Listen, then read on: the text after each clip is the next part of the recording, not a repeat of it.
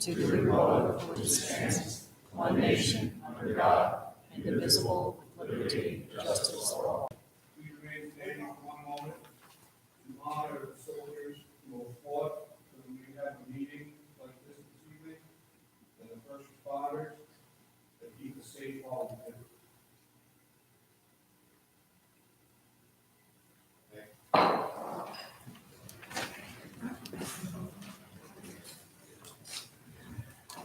Good evening. My name is Janice Kisty, Jackson Township Clerk. The time is now 7:30 p.m. and we'll open our regular Township Council meeting of September 28th, 2021. We'll begin with a roll call. Councilman Borelli. Here. Councilman Chisholm is absent this evening. Councilman Sawicki. Here. Council Vice President Fleming. Here. Council President Kern. Here. Attorney Gregory McGuckin. And also present this evening is our Business Administrator, Terrence Wall. As clerk of this meeting, I publicly announce that in compliance with the Open Public Meetings Act, adequate notice of this meeting has been advertised in the manner prescribed by law, and the statement shall be entered in the minutes of the meeting. We'll begin with opening comments from Township Council.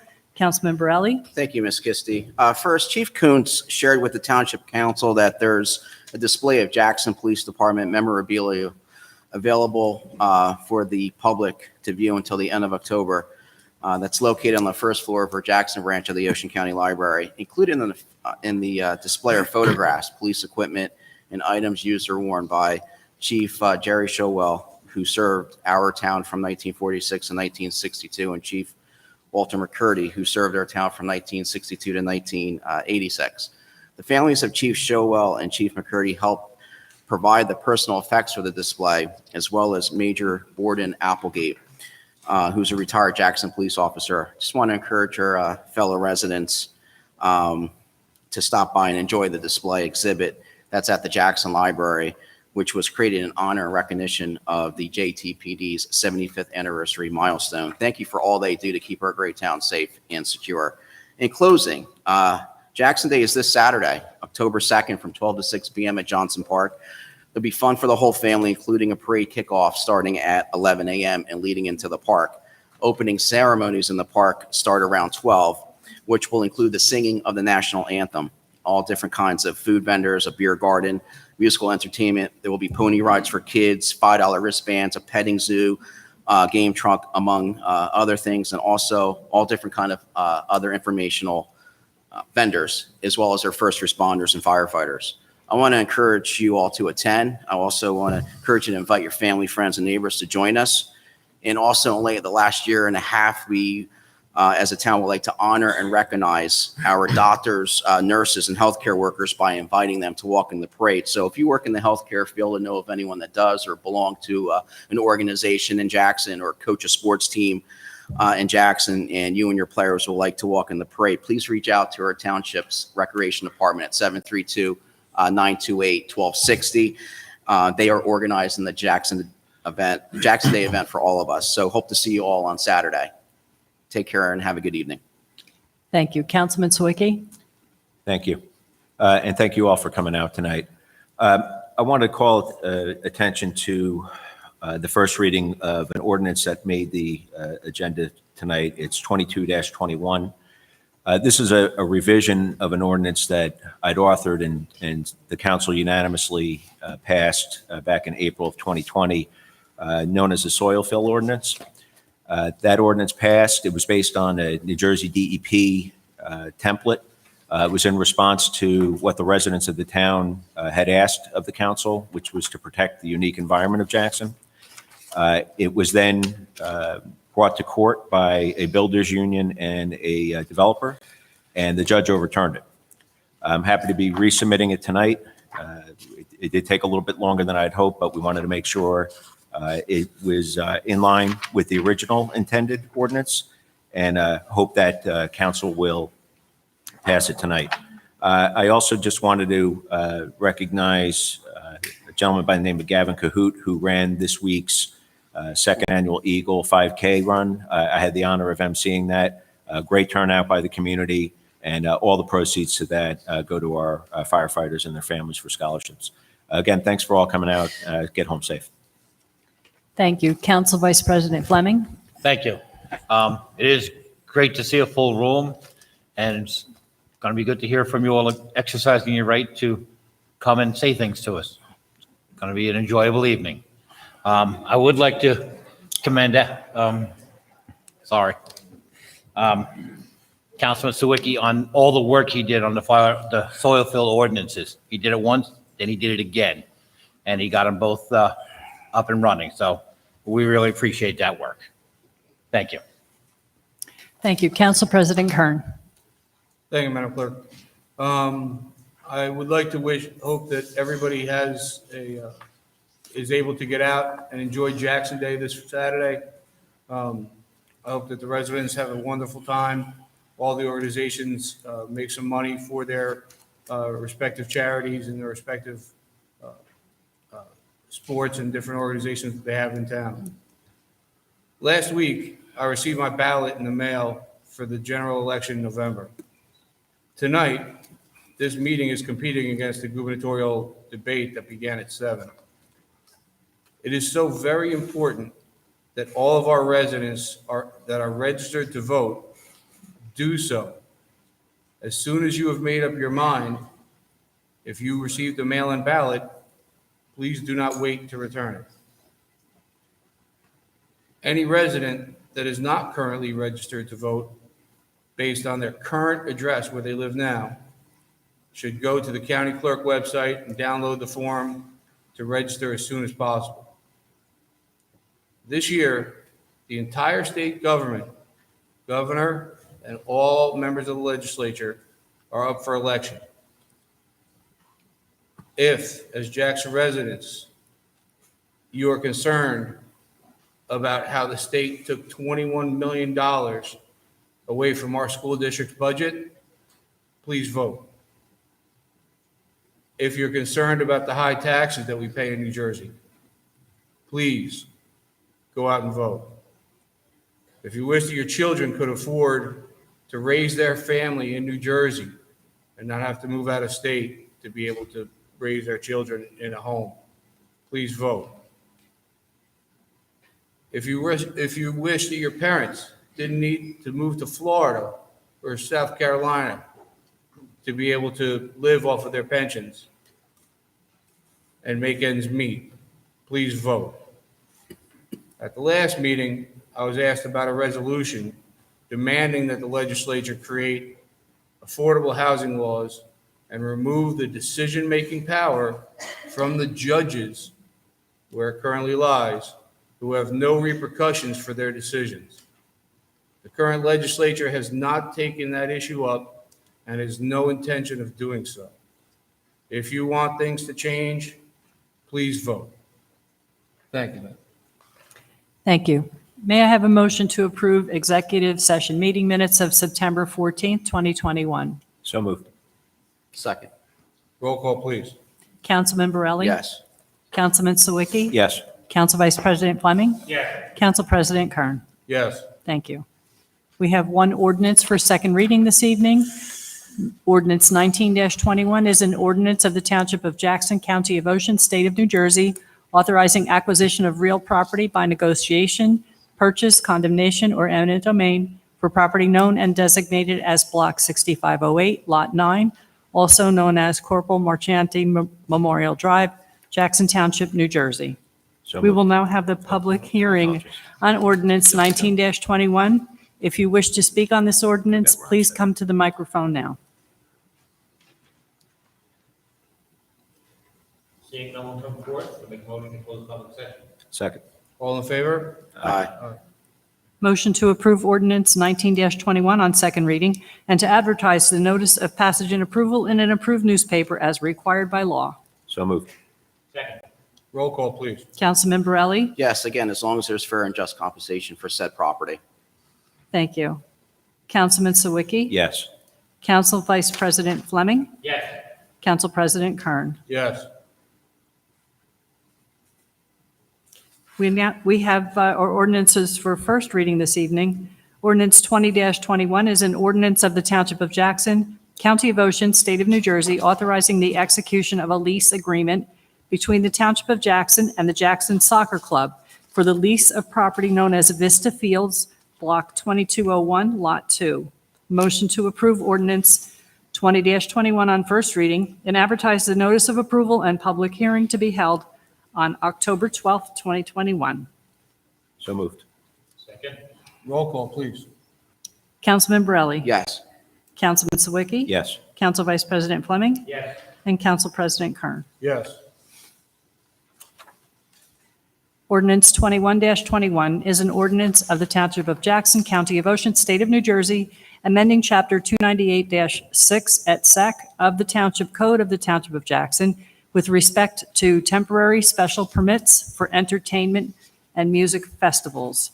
Motion to approve ordinance 21-21 on first reading, advertise the notice of approval and public hearing to be held October 12th, 2021. So moved. Second. Roll call, please. Councilman Borelli? Yes. Councilman Sawicki? Yes. Council Vice President Fleming? Yes. Council President Kern. Yes. 22-21 is an ordinance of the Township of Jackson, County of Ocean, State of New Jersey, deleting Chapter 364 entitled Soil Fill in its entirety and replacing it with new Chapter 364 entitled Soil Fill Importation Permit. Motion to approve ordinance 22-21 on first reading and advertise the notice of approval and public hearing to be held on October 12th, 2021. So moved. Second. Roll call, please. Councilman Borelli? Yes. Councilman Sawicki? Yes. Council Vice President Fleming? Yes. And Council President Kern. Yes, and I would like to echo Council Vice President's comments and thank Councilman Sawicki for all his diligent work on this ordinance. Thank you. Okay, thank you. Is there any council discussion on any resolution? We're good? No, ma'am. Okay, thank you. We will now have public comment on any resolution. If you wish to speak on resolutions only, you may do so at this time. Please come to the microphone. Seeing no one on board, we'll move to close public session. Second. All in favor? Aye. Moving on to resolutions, 357R-21 is to authorize release of performance guarantees posted by Jackson 1426 LLC due to the posting of a replacement performance guarantee by GM Highview Apartment LLC for Block 1203, Lot 29, Larson Road. So moved. Second. Roll call, please. Councilman Borelli? Yes. Councilman Sawicki? Yes. Council Vice President Fleming? Yes. Council President Kern. Yes.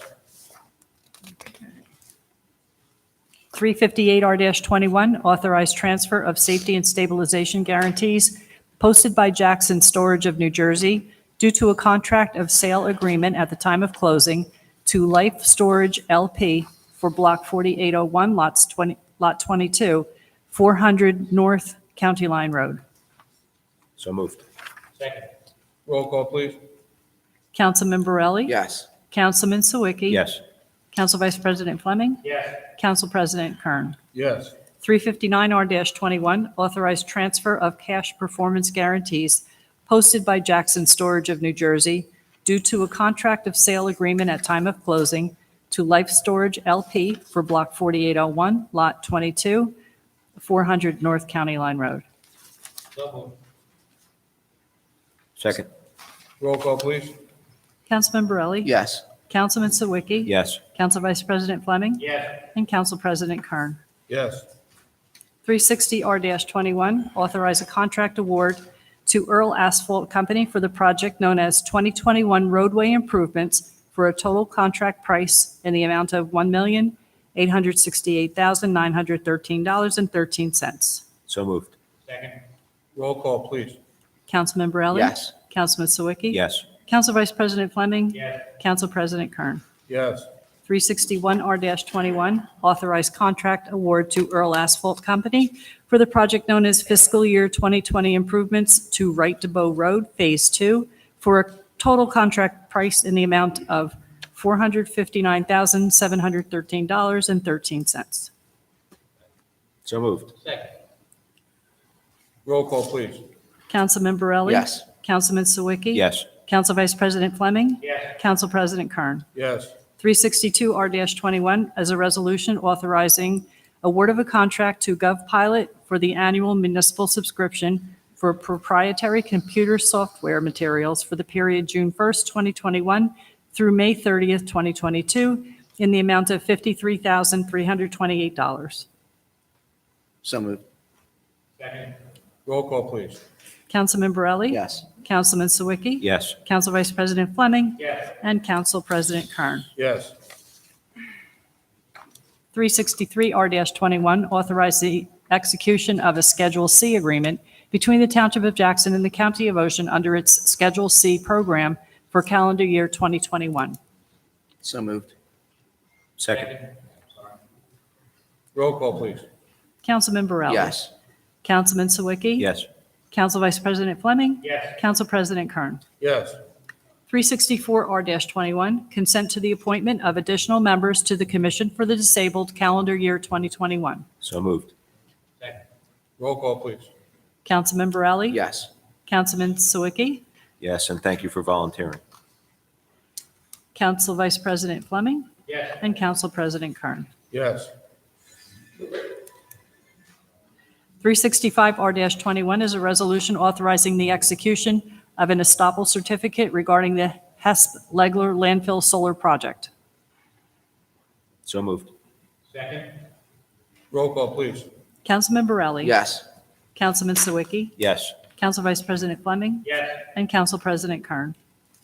Yes, and I'd just like to say that in the passing of this resolution, payments will begin soon on the first portion of the solar over on the desert portion of Jackson as a land lease coming back to the township, right into the general fund to offset taxes. That's awesome. Okay, may I have a motion for bills and claims? So moved. Second. Roll call, please. Councilman Borelli? Abstaining on vendor numbers DEL01, EYE01, NJS04, and RUT04, but yes on the other items on the Thank you. bills and claims agenda. Thank you. Councilman Sawicki? Yes. Council Vice President Fleming? Yes. Council President Kern. Yes. We'll move on to the consent agenda, which is one vote for all of these resolutions. 363R-21 is to approve Township Council meeting minutes of September 14th, 2021.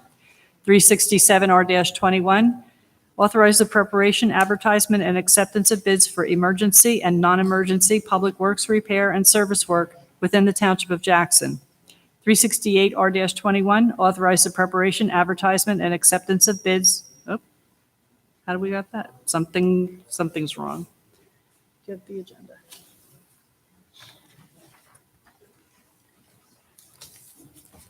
Okay, I apologize. Cut and paste didn't work that time. Okay. Amend Resolution 158R-20, authorizing the execution, submission, and acceptance of the 2021 Area Plan Contract Program Grant for the Department of Senior Services through the Ocean County Office of Senior Services so as to accept additional funding in the amount of $15,300 for a total amount of $33,000. Thank you very much. And 369R-21 is to approve Chief Financial Officer's report for the month of August 2021. May I have a motion? So moved. Second. Roll call, please. Councilman Borelli? Yes. Councilman Sawicki? Yes. Council Vice President Fleming? Yes. Council President Kern. Yes. We will now have public comment on any topic. If you wish to speak on any topic and address the council, please come to the microphone. Kindly identify yourself clearly for the record so I can follow who you are. Okay, my name is Anthony Baer.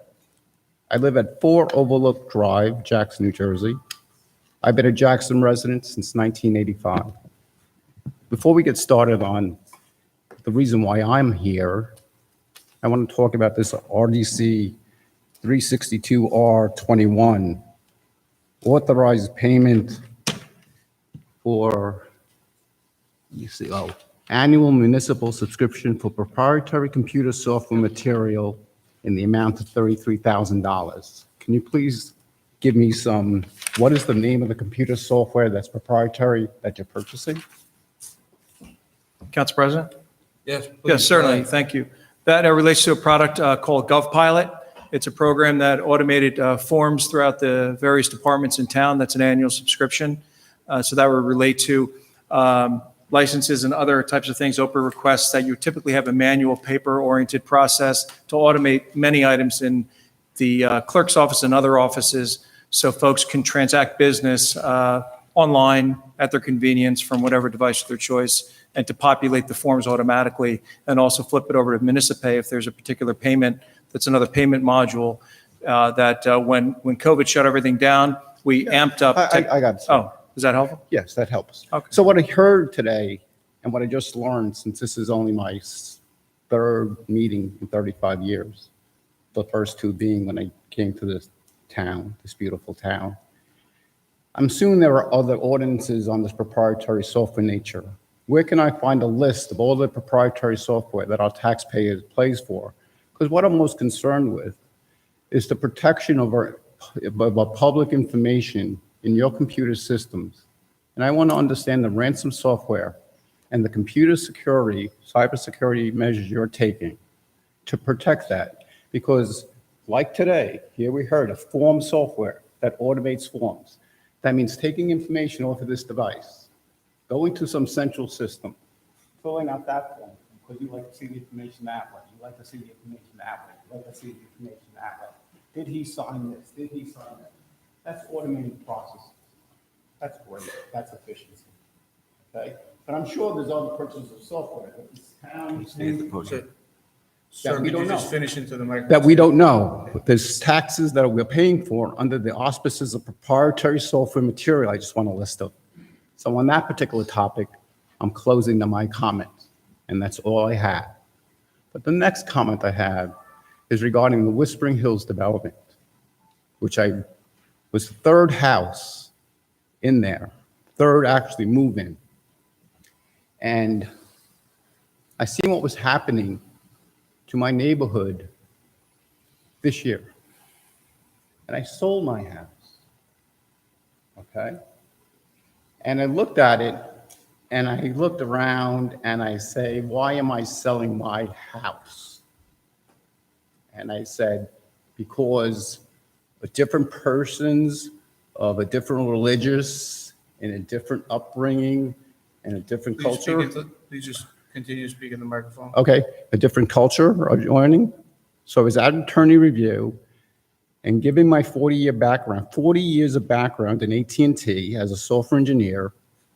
I learned to move around people, work with people. Our neighborhood is as diversified as AT&T. But then when the culture of the persons that are moving in now turn our homes into Shabbats. Backyard, I have a beautiful path around my backyard, 1.5 acres. It leads right to the backyard of that Shabbat. And people say, oh, a Shabbat, what's that? Well, that's when a Friday night, vans come in, right? They drop off people who are visiting, right? But before the vans get there, the cook comes in, right? Because they get dropped off, the lady, because they got to get cooked. And then the vans come in, okay? And when the vans come in, okay, the people get out. And then, and that's in the back, excuse me, I'm confusing it because there's people that go to these Shabbats, live in the community, a company, I forgot the name of it, bought all 8 houses at once. Now these big, beautiful houses are occupied by renters of 1 person, 2 persons, of a younger generation, that if you and I had that kind of money when we were young, we won't be living in a 4-bedroom mansion, a 3,500-foot mansion, but they're living there because they have to go to these places of worship in our community. I first learned of this when they bought these, we had a mansion party in there. And so there's a girls' school back there and a boys' school back there. And when the garages are opened, there are 40 mattresses stacked to the ceilings. There are 2 vans coming every Friday night. They go in there, right? One goes the boys, one's the girls, right? and then they leave. Now you would say, God, the septic systems are going to overflow. This is going to overflow. How are they doing this? Okay, the way they do it, okay, is they hire services to clean, right? Okay, they leave when they can leave to go to the bathroom. They don't eat much, so I can hold my pee for 2 days. I cannot crap for 3 days. I'm sure they can too. Okay, so they come in on a Friday, right? They go to these schools, right? They're getting trained in these houses, these houses, right? It's a fire hazard, right?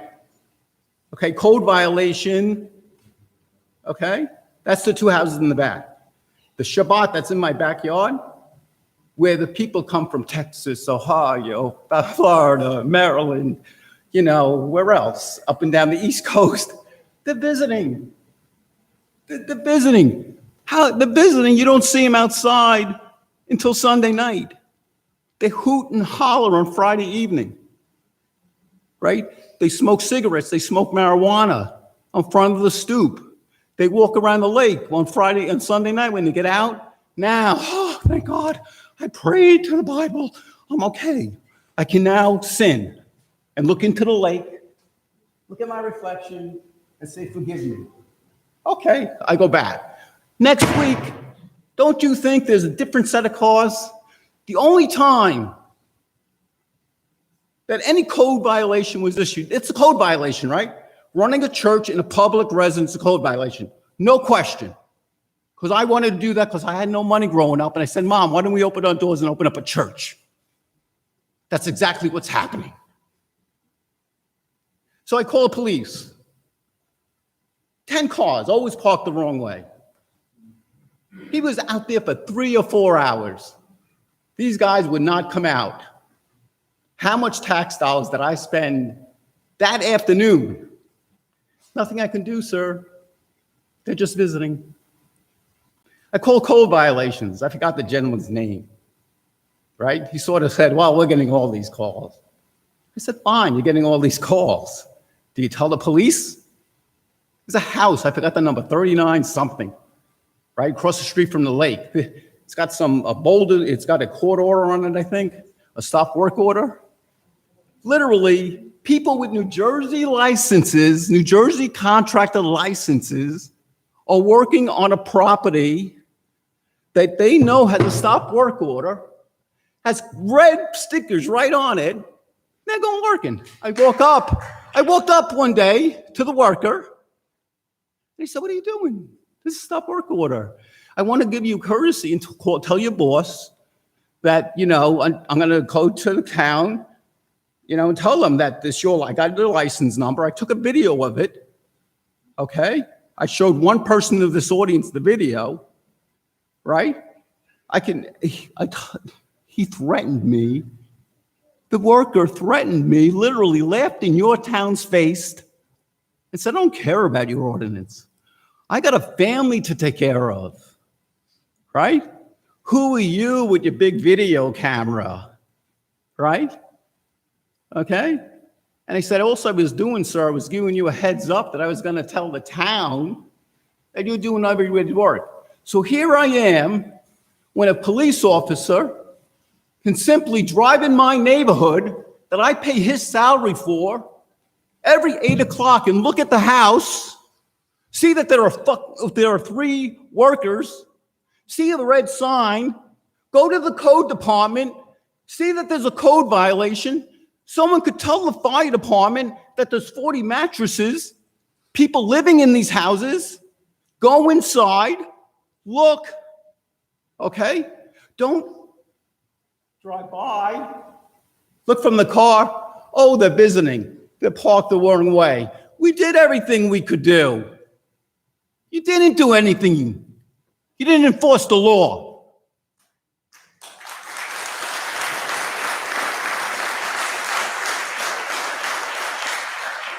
All we are asking is to be treated fairly.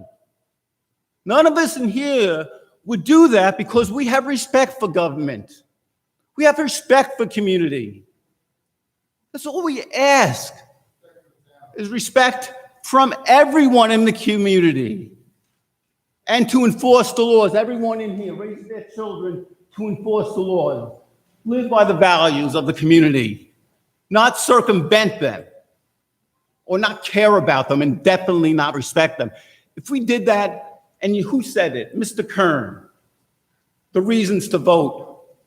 And this guy, Mr. Fleming, who he knows because he and I did block and tackle on the front lines when I moved to this city, when he could play football like a college pro.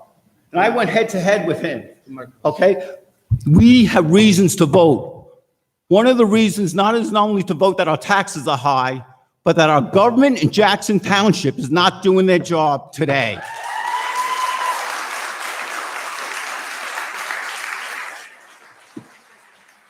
But I want to say thank you for that lovely sign, because if it wasn't for that sign, I would not be here today. And on that note, I am finished. Thank you.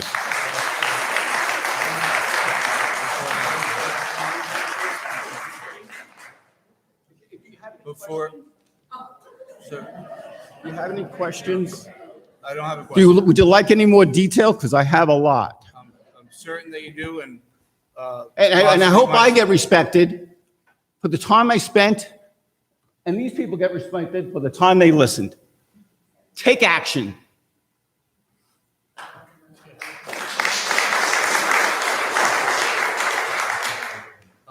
Just one moment. So I'm often asked, and we are often asked on council, and citizens reach out to us on council, the council members up here. And I'm often asked why I or another council member can't direct a township official to take a certain action, to go and enforce something or to do something specifically. The answer to that question is because under our form of government here in Jackson, council members have no authority to do so. So this is, so, This is exactly it, disrespect. sir, let me finish. Right. So about 15 years ago, the residents of Jackson voted to change from a committee where the mayor was selected from this group each year. Under the current form of government, the mayor is the only person authorized to direct the day-to-day operations of the township and is the only one who can direct township employees to perform any particular function. Just, I let you finish, sir? Folks, I will let everybody talk that wants to. I'm asking the same respect. All department heads, except our clerk, report to the mayor through the township administrator, Mr. Wall, and not to this council. The best comparison to make is the mayor's like the governor and the council like the legislature. We can pass ordinances, resolutions, approve contracts. We cannot tell the mayor how to run the town. We cannot infringe on the authority granted to him by law. Sir, if you're going to be disrespectful, I'm going to ask you to leave. I will not disrespect you. I'm asking you not to disrespect this council. There are a number of towns that have the same form of government as Jackson, including Newark, Trenton, Brick, Berkeley, and Toms River. This council has and always will listen to the current concerns of our residents, and we will, of course, continue to forward the concerns we receive to the mayor and his administration. We urge you to do the same. Ms. Adam? Eleanor Hannum, 7 Evergreen Court. Tonight, I am here to make a public comment on any topic, end quote. This is both my observation and my opinion. As I have sat through many council meetings over many years, spoke and listened to the responses from our council, the township administrator and attorney, one thing I see in common over the past few years are the residents, your constituents, whom you work for, who you choose to pacify with responses that mean nothing. And that means mainly from last week, the last council meeting's replies, which to me, my view and opinion, were quite disrespectful. Why did they mean nothing? Because unless a lawsuit is placed on your desk, do you react? And even then, it is not without a fight. I say this not from observation, but from experience. Because you see, back in March 2011, my family, neighbors, and 3 neighborhoods found themselves in a struggle with a residential piece of property and a residential property owner that held a variance for a specific use. But with the help of Jackson officials, some of which still hold office and official positions today, the property became a monster, one residents could not ignore. The disruption to enjoy our property was allowed by that Jackson government. What became clear as we continued to attend these meetings with complaints, another agenda was actually taking place. You see, there appeared to be an interest in the development of this now manufacturing facility on a residential piece of property. You see, at that time, I digress from my notes. At that time, that council sided with the residents to use the Jackson Township attorney, Gene Cipriani, to represent us in our fight that took over 5.5 years of my life. But you see, Jackson was given a warning for violating the Green Acres grant and an inaccurate capacity of leaf on the Vista Center. Now, this all came at a time when Jackson furloughed its employees. So the solution? The furloughed employees worked at this illegal manufacturing facility with the acknowledgement of that governor and that mayor knowing full well on this residential piece of property. As we watched and documented township trucks dumping leaves and tree companies, which I will not name, dumping illegal tree debris against EPA guidelines at 2 residential properties, we met with the mayor. You see, last week, the mayor, Mike Reyna, told the residents of Whispering Hills to set up a meeting. Set up a meeting, we'll talk. We'll sit and discuss all of your ills that are going on in your neighborhood. It was all BS. We were all given a pile of crap from this lame duck mayor who, in conjunction with a zoning officer who is still currently employed here, who said, it's all good. There's nothing wrong. They can do all this. It all applies to what is allowed in the zone and on the property. Quite a smooth double talker. That sounds sincere, but it's all an act. So why do I bring this up? Because as the saying goes, history repeats itself, and now you have countless residents complaining about illegal use of residential homes and residential property. Residents who finally gave up and sold their homes, many of which were my friends, because they know this government is not here to protect them. They have a township attorney who works for the client, and the client is not us. The client is you and the mayor. But who pays this attorney's paycheck? You don't. We do. Now, fast forward 5 years later, how many tens, if not over $100,000 of township taxpayer-funded attorney was used to represent me, my neighborhood, and the other neighborhood. It was paid for, yes, by all of you.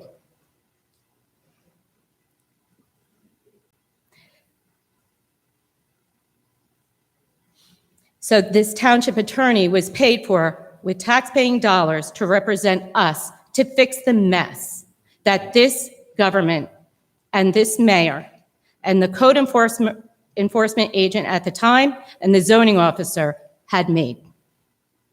All to end in an appellate decision that we, the residents, were right all along. But the hubris of this mayor who refuses to do the right thing, takes no accountability for what we see today. Instead, we hear excuse after excuse, quote unquote, they're attacking me. Well, buddy, you're paid to be attacked. It's part of the job. Instead, we have a weak council who makes proclamations with no teeth.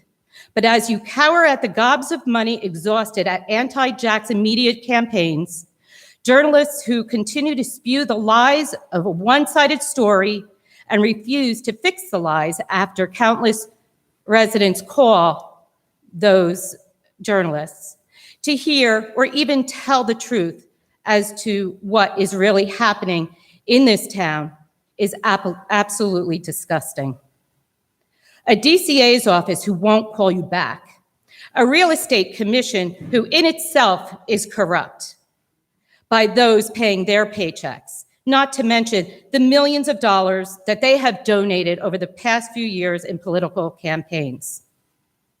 So the very person who has final say over code, zoning, township business administrator, and the attorney is a weak leader.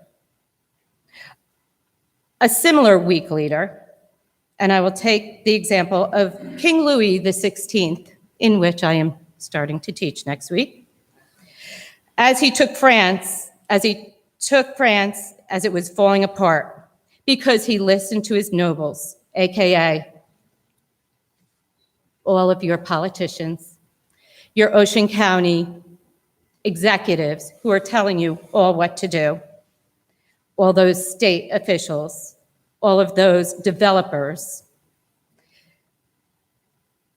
And as to not lose pride in front of the people, and so you go, how it played out in France and for King Louis. You see, residents of Jackson have asked for action and got nothing. We have asked for accountability. It was pointed elsewhere. We have asked for nothing more than enabling residents to continue to live peacefully in their home and neighborhood. While canvassing ordinances was enacted to protect homeowners from harassment, it was created to protect our kids. Now we have strangers, not from these neighborhoods, but from other towns and other states wandering through our streets. And yes, it is their constitutional right to do so. But so is the 5th and 14th Amendment, whose equal protection is currently being violated. You see, back to my experience with fighting for 5 years, the illegal use of a residential property, I learned how issues can be manipulated in the law to get the results without impeding, needing to get the result needed without the uneducated knowing or noticing. Just like the order to show cause dropped off by the then Jackson attorney who did not stay to be heard in front of that judge. If you know anything about an order to show cause, the attorney doesn't leave. The attorney waits for the judge to be heard. It was a game.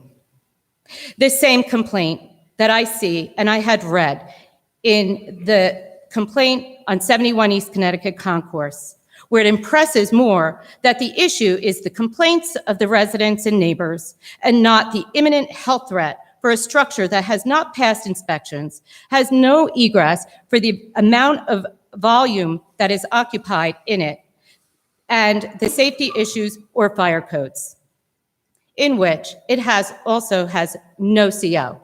And as I stand here and speak, it is occupied right now. And owners who are told not to use the home. So let's look at the other health situation. A residential home on a septic, which has been allowed to operate as a weekend retreat, bed and breakfast, or hotel, whatever you want to call it. You can call it one thing, apples are apples, oranges are oranges. So all of you are so afraid of the next lawsuit, instead of doing your job, forcing these properties to the table for the use, and please don't cry RLUPA, because RLUPA comes into play when it goes in front of the Land Use Board. But you're too afraid. But vote for our tax dollars to pay for the legal representation of the same men who put us here. The one man who perjured himself in depositions when he defamed me, the one Ken Bressie. I find it interesting that when I asked several years ago for the fair share housing contract, I was told Jackson Township does not keep that in its office. Again, a lie.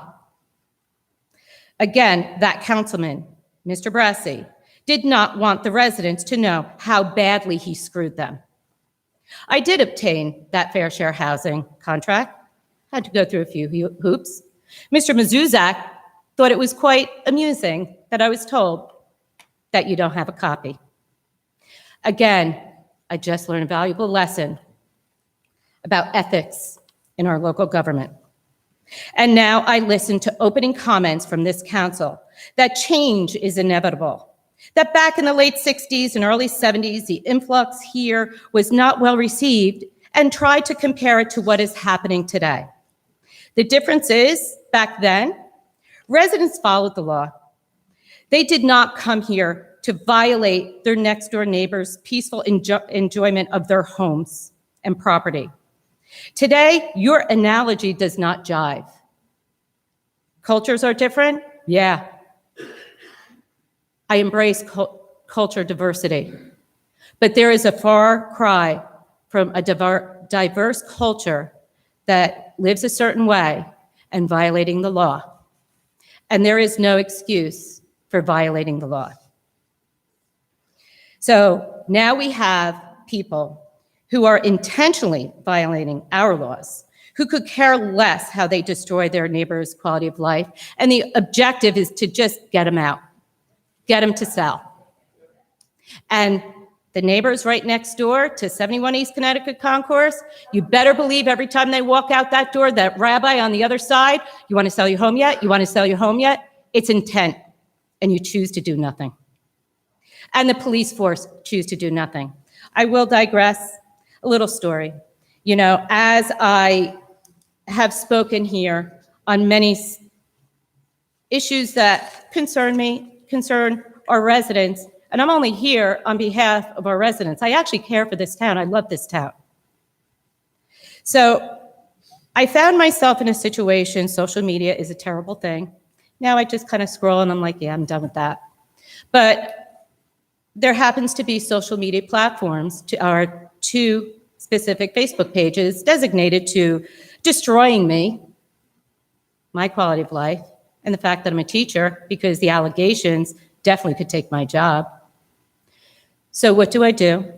I go down to the police station along with other women that were attacked, and we file a complaint. Over time, you know, you learn the tactics of those who are evil. So I played their game. I set up a troll account. I baited the individual. I found out who it was. Here I go back to the Jackson Police Department. I want to update my complaint. This is harassment. This is defamation. This can cost me my job, my livelihood. As I give them the name of the individual, I asked the police officer, you know, what happens now? Do you contact Manalapan Police Department?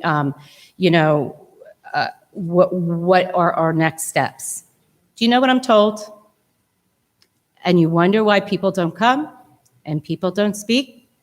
I was told by that police officer that, well, find an attorney because of what you do, this is what happens to you.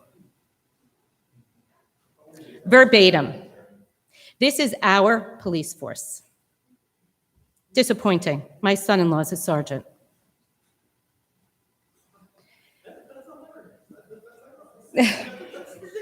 It is.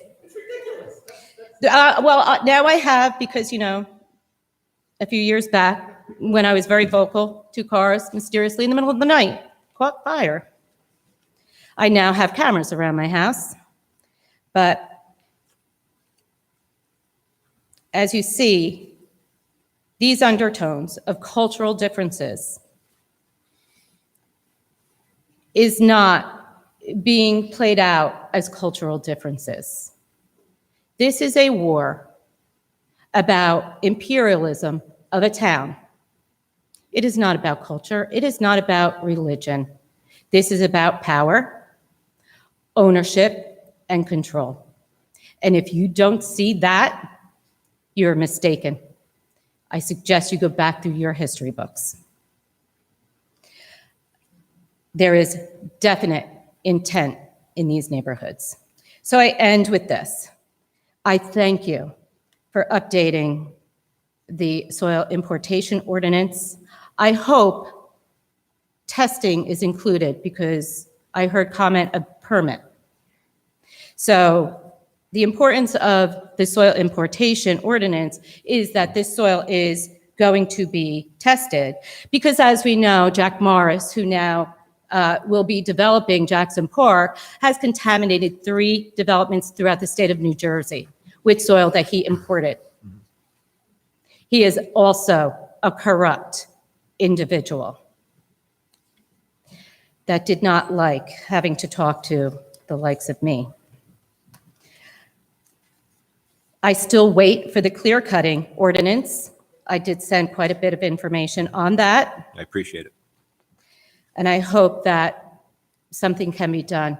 It is not necessary, because as I look, and I think I brought this up once before, but as I go on the website for New Jersey, the environment talks about everything but clear cutting. And global warming is a direct result of clear cutting, and you guys are allowing it to happen in our town. Our aquifers will be contaminated if this septic use that's illegal continues and this clear cutting continues. It has become quite apparent that you are all taking marching orders, not from your constituents, but from the county and state officials who have mapped out their plans for my beloved town, Jackson. Thank you. Thank you.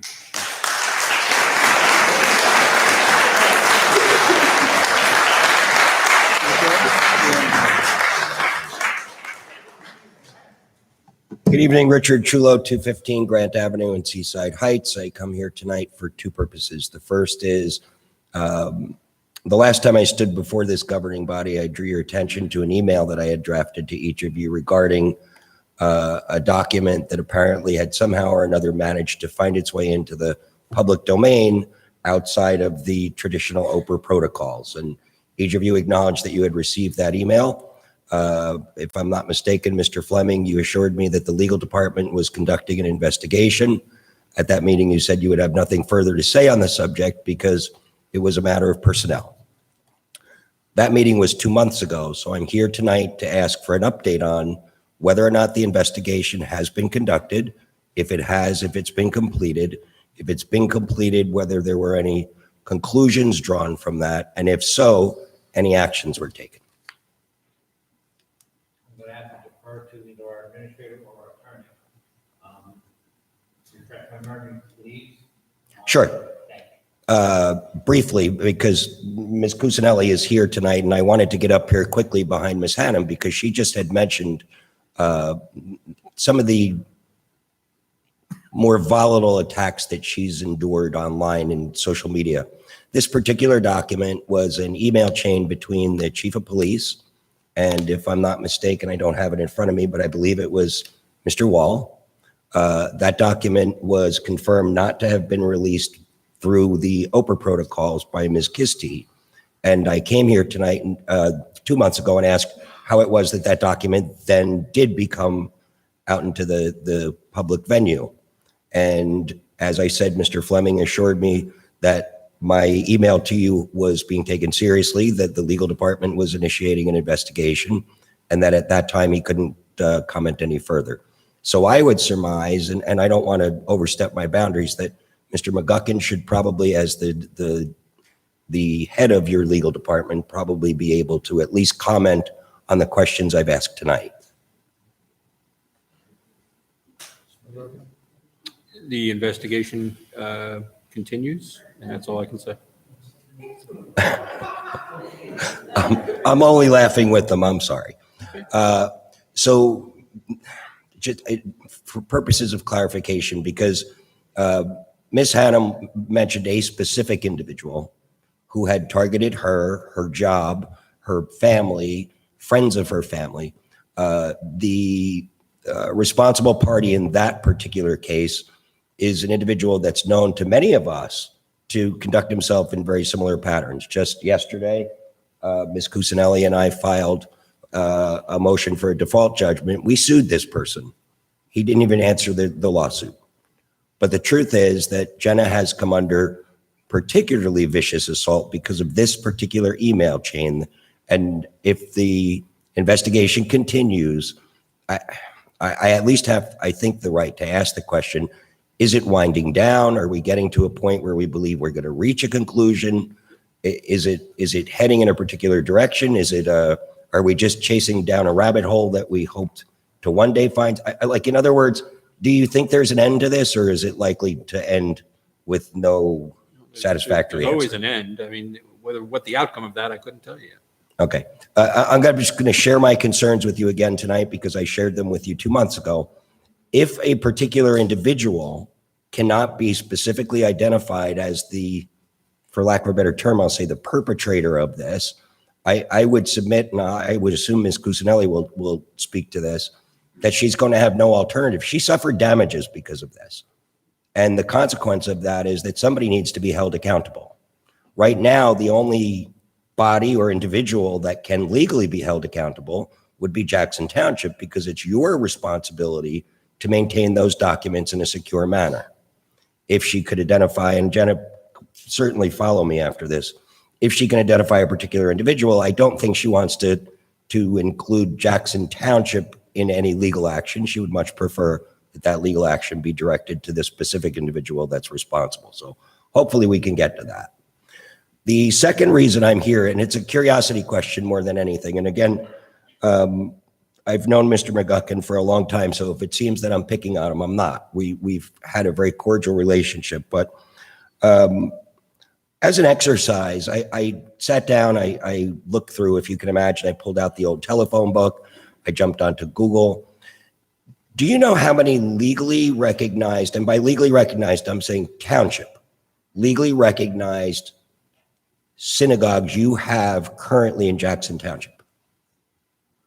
Does anybody know? I do. It's a rhetorical question I'm asking you. Currently, you have one. And by definition, I say a synagogue, or you can call it a house of worship for Judaism, whatever you would like to choose. But currently, you have one legally operating synagogue in the town. There is a website. It's called godaven.com. You can jump online if you'd like to right now. Godaven.com is actually a worldwide website that directs members of the From community to places that they can go to worship all around the world. You jump onto the website, you say, I'm in Jackson Township, New Jersey. That specific website identifies 11 different synagogues. And I'm not saying that it's Moshe and Sarah Mermelstein's house. I'm saying it has a name. It has an LLC filing, and it has a segregated bank account. It's located in a residential property in the middle of a community. So now my question to Mr. McGuckin is going to be, I'm probably one of the biggest proponents of the First Amendment you're ever going to meet, which means that not only do I have a First Amendment right to stand at this microphone and speak to you, but these folks have a First Amendment right to practice their faith in their home. Welcome to my home. Here's my friends and neighbors. The question for me is this. Let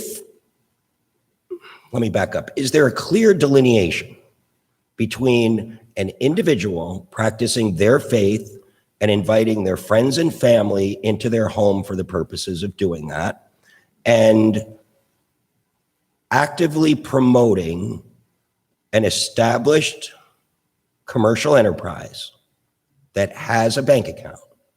Is there a delineation between those two? And if so, do you see a land use issue in the latter? Is there a delineation? It's always fact specific, but there are a legion of cases that have attempted to define that line, and it is not easily done. And whether it's being used as a residence or a house of worship is always a fact-sensitive question, and the courts have leaned in favor of people using their home for purposes of praying together with their friends and family or strangers. And that's what the courts have said repeatedly over the years. Okay. So I'm going to, and I'll cut it off after this, I'm going to draw your attention to one specific property that I'm aware of. I'm aware of it because I visited it. I'm aware of it because I've shot video there. I'm aware of it because I engaged with the owner of the home and had a wonderful conversation with him, and actually said to him that I believe if this does become legal, this is probably the proper model to follow.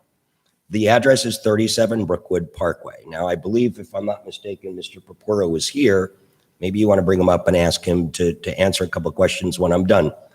As I understand the footprint of the structure, the addition that was put onto it, I'm not even going to go down the road where it's supposed to be 2 bedrooms, but it's not. It's just one big worship room.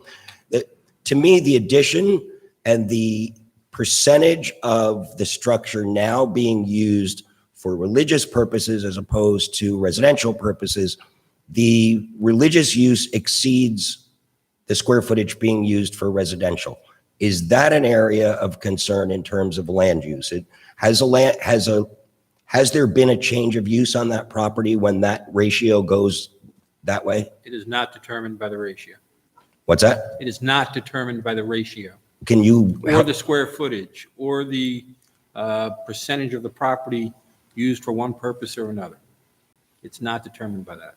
And Okay, that's the so problem in defining. you know my follow-up question, right? What is it determined by?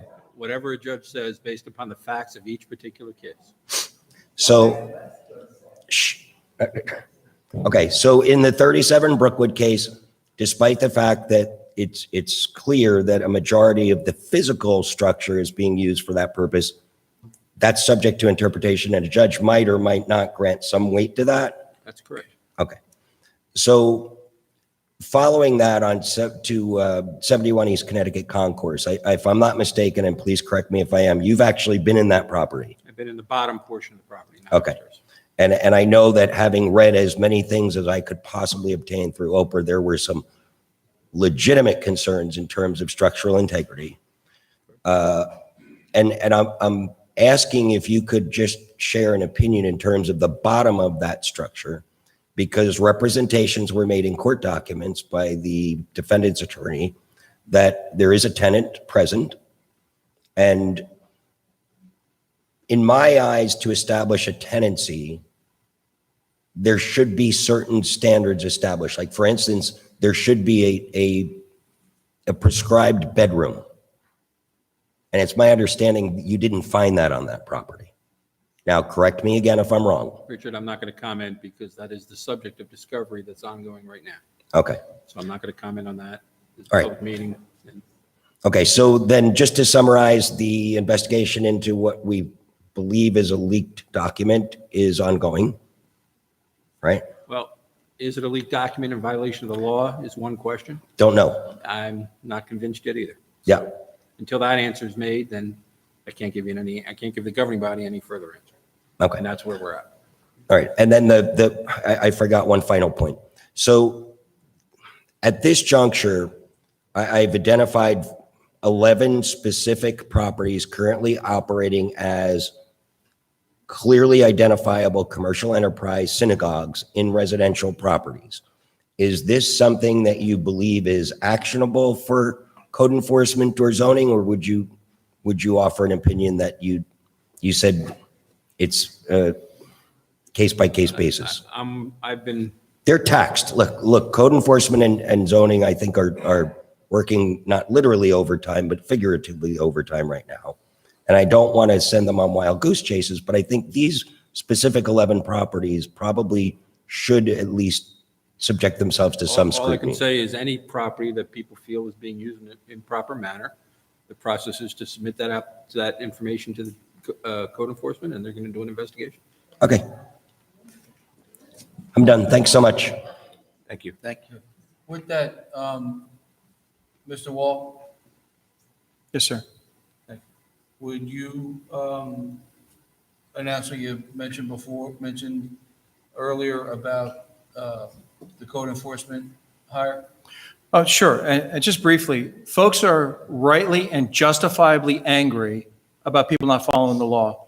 Regardless of their background, their faith, where they're from, where they're going, they're angry because we have local ordinances for a reason. And so the goal of all the departments, it has nothing to do with fundraising or revenue raising. It has everything to do with compliance, because there's a different issue as it relates to fines that are levied when they're appealed to the county.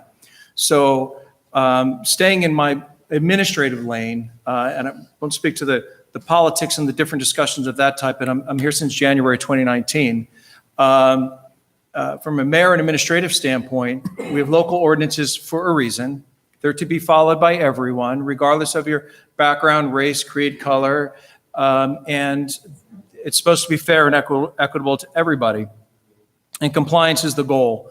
So, and just as a by the way, for the folks that are here, you're paying our salaries and you're expecting certain value for that. We have our police chief is here this evening, as well as our construction official, Brent O'Connor, as well as Jeff Purpuro. There was a commentary about different properties.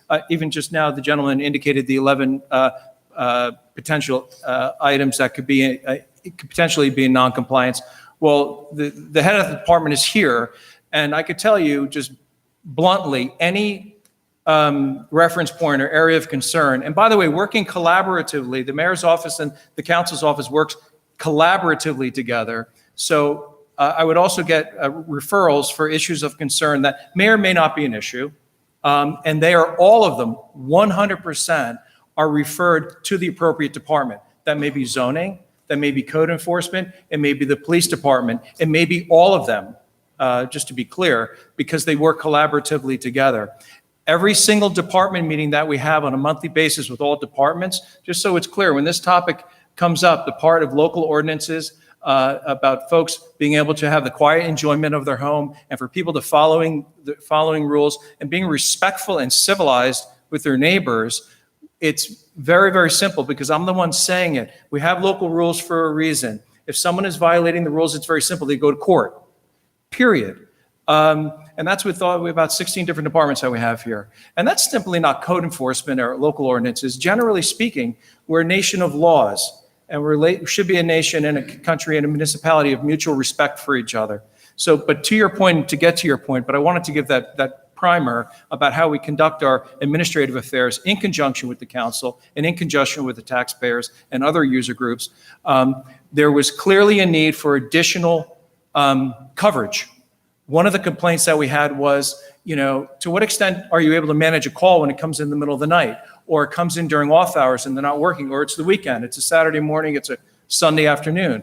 Well, the default had been you reach out to the police department, and the chief is here as well. And the commentary was that it wasn't as efficient, that the protocols weren't consistent with what the goal was of the complainant. So we met, we discussed that issue. So there's two parts, and I'll get to the more the staffing issue to address specific concerns.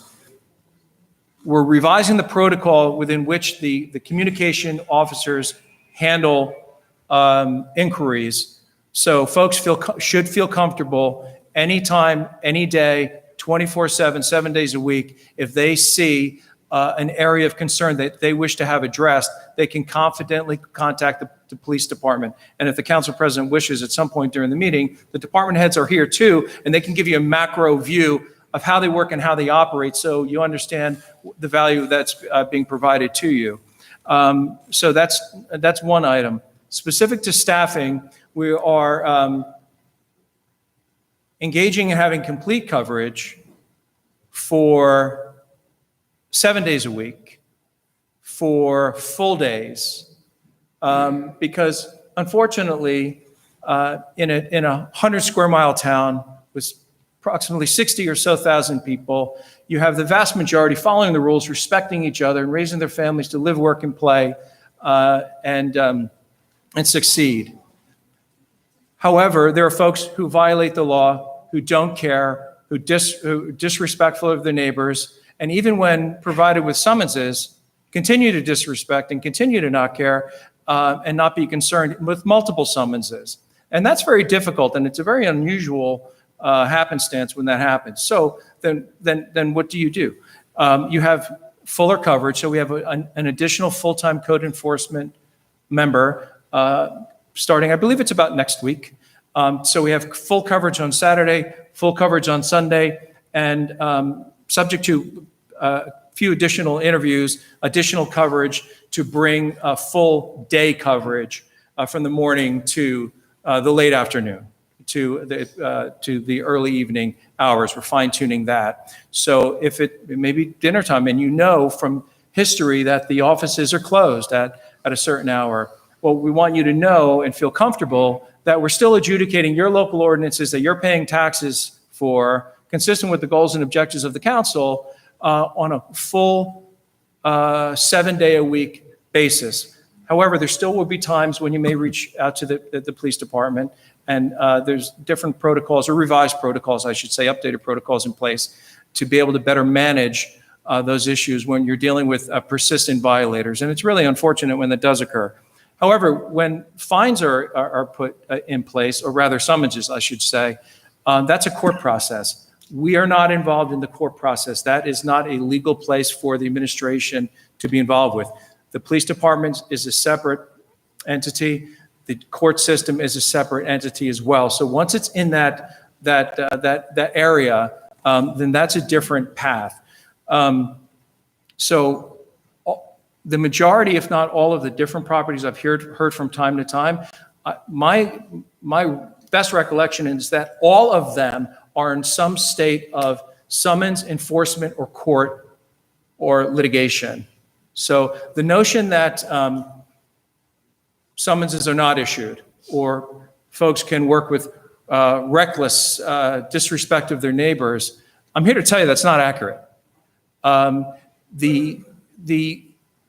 However, there are different revisions and improvements that are important, and also hearing the feedback and making adjustments, adding additional full-time personnel, and trying to make sure that there's greater availability, because the goal is compliance. The goal is not revenue. The goal is very simple. People are respecting each other, following the local laws that are on the books. If there's an issue with the local ordinances, that's under the jurisdiction of the council. They can look at their ordinances, revise them as they see fit as the legislative body, and from an administrative perspective, we're directed to ensure that the various departments carry those out. So I realize, Council President, that's a longer answer, but I also wanted the folks to know that the departments are here. They're available to you. Our doors are open. Every single complaint is referred to the appropriate department. If you find a failure in that particular area, please let us know. And also, if you have the council available, the mayor and the township attorney, and we're continuing to do our best to have that regardless of background, or where you live, or where you're from, or your faith, that we all follow the same rules together as respectful neighbors in Jackson Township. Thank you. Thank you, and I would like the department heads to come up, but before that, I do want to say, in what can the council do, and what has the council done? Last year, someone's already mentioned the 700-person party. The very next meeting, less than 2 weeks later, we had an ordinance up and ready and on the books banning short-term rentals in the township. Since then, we've raised almost a dozen different fines throughout the township. Raise the fine amounts and the penalties for breaking those laws. So there's a number of things that we can do. There's a number of things that we already have done and we do and we look at and we consistently go through what the rules on the books are, what the rules on the books were made in 1973 or 1997. Doesn't matter. We need to go back and we've been going back through them and making sure that they're up to date and making sure that they are a true deterrent to breaking them. So with that, you have something?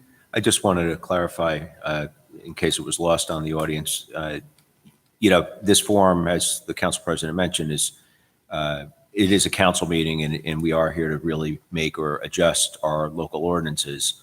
But it is a forum, of course, for everyone to speak up. And one of the things we've heard over the last couple of months specifically was we need more coverage for code enforcement.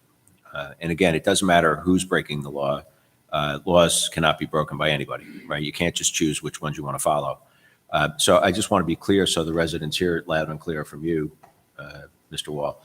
Are we now going to have second shift coverage for code enforcement during the week and weekend coverage? Yes. Okay, great. Thank you.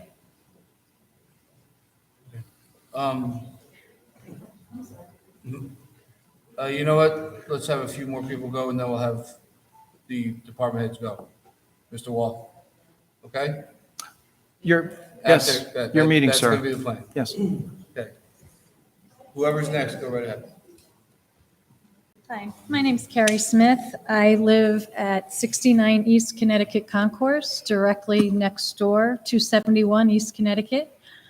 My question is, if there is no CO on that home and it's being inhabited, not by a tenant because I'm there, there's no tenant living there. I can tell you matter-of-factly, nobody is living there. But there's the CO on the front door. Are they being fined? Do you get a fine daily if you're inhabiting a property with no CO? I mean, I don't know if there's anything that's going to make a difference to them, but I would like to have an answer to that The question. court has denied, Currently, we had requested the court to prohibit any use of the property. The court has denied that request as of now. My second question regarding the court is there a way to get them into court?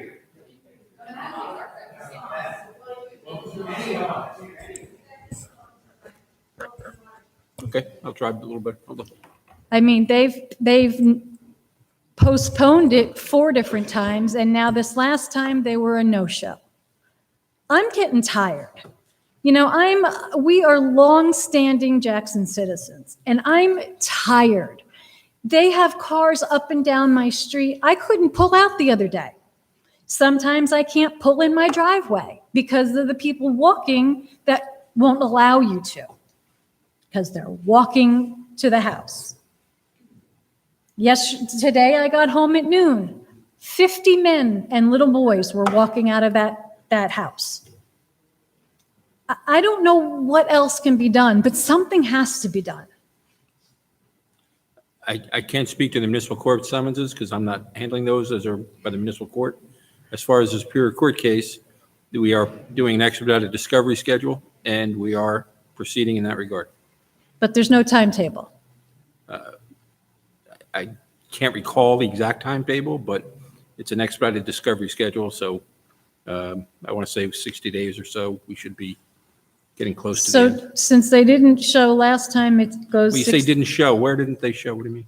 I was told that the last court appearance in this month, I believe, that they were no shows and it's now not in the pushed to December. Not in the Superior Court matter. I don't know which matter. You're talking about the municipal court matter. I can't speak to that. I don't know which one So- it was, but Okay. yes, it was one of them. I can't speak to that. Ma'am, Yes. is it okay if we? Oh, yeah, I'm done. Hi, Jeff Caporo, zoning officer.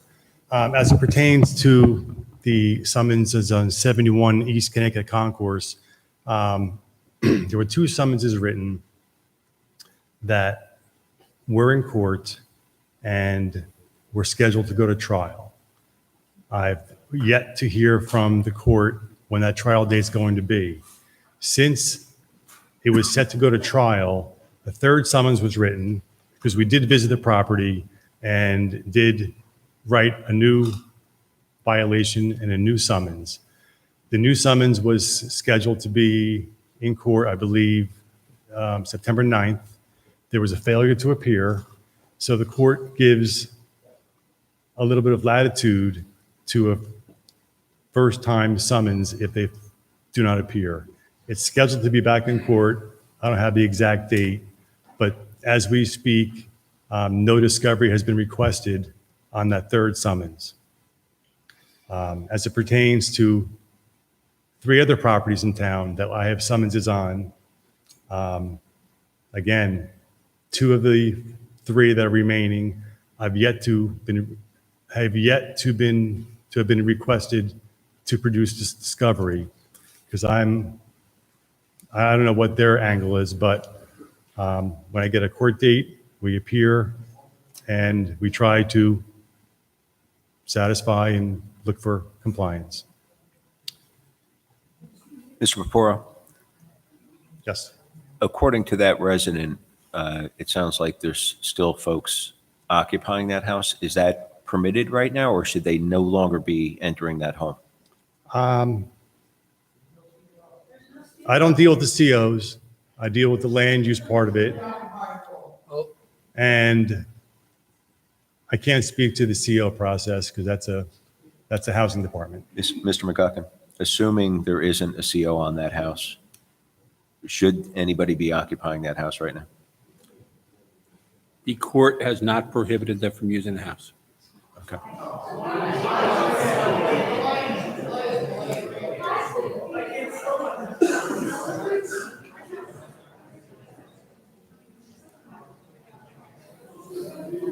Yes, go ahead. Yeah, Council President, if I may, part of the reason to also have the department heads here is, so you're getting direct information. It's not translated. You're able to hear what the status is on areas that concern you. Because a newer area that's emerging is the county appeals process. When there's a fine of X amount of dollars, that I'm hearing anecdotally that the county may be reducing these fines by up to 95%, which the challenge there is that it is a disincentive for the common sense, civilized, respectful way that folks would conduct themselves. If there are no guardrails at the county level as from fine adjudication, that's a separate issue. So just sharing that with you. But while Mr. Purpura is here, Mr. O'Connor, the question came up of a CO.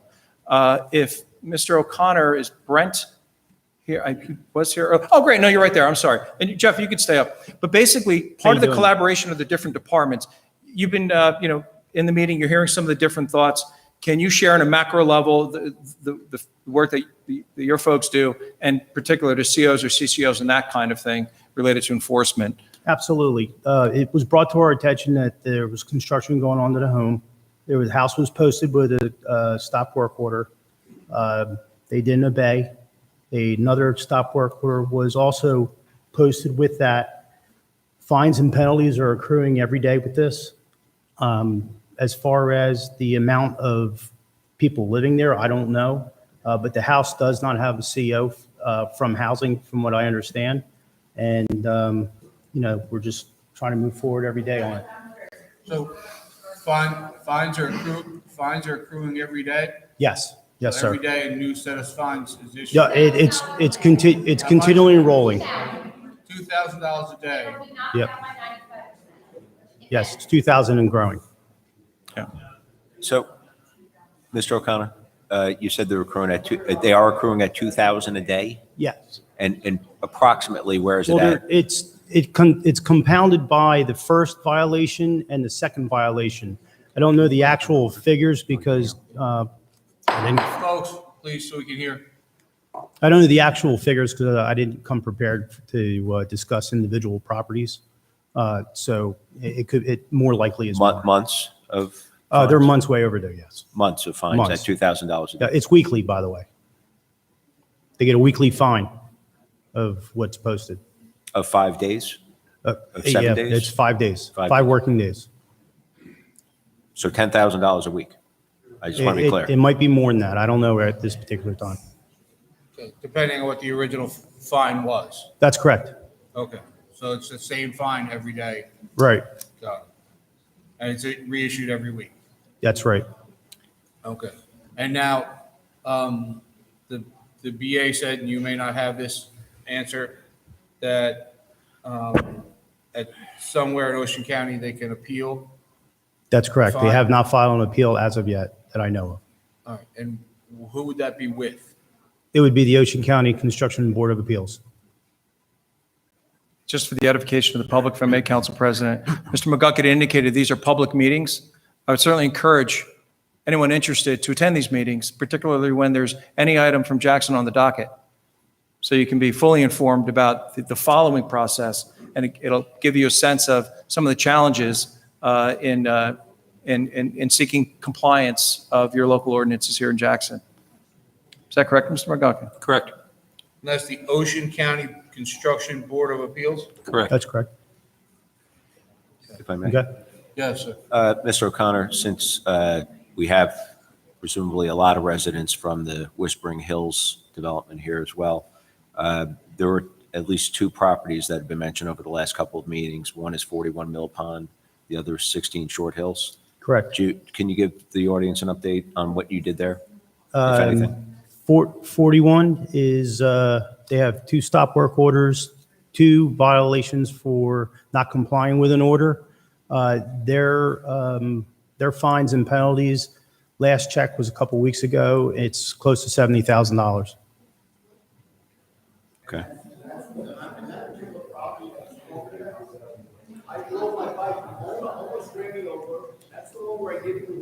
Sir, we can't, yeah.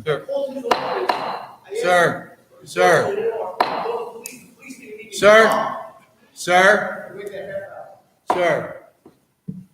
you've interrupted 4 speakers now. Please refrain from interrupting the speakers while they're talking, or I'll ask you to leave. I'm right here. Do you want to point eyes again more? So, thank you. So moving forward to 16 Short Hills, they also have fine and penalties in place. We're still working out the details on that particular property as well, because it was just brought to my attention. 16 Short Hills? That was one of the code enforcement that brought to my attention. That's what started the whole process. You're welcome. And Council President, if I may, when Yes. when there's more. Okay, the Department of Code Enforcement would have been very much happy to be here, but was unable to be here tonight, but could certainly be here at a future meeting. One area that have come up with area of concern for the public is contractors working under situation with a stop work order.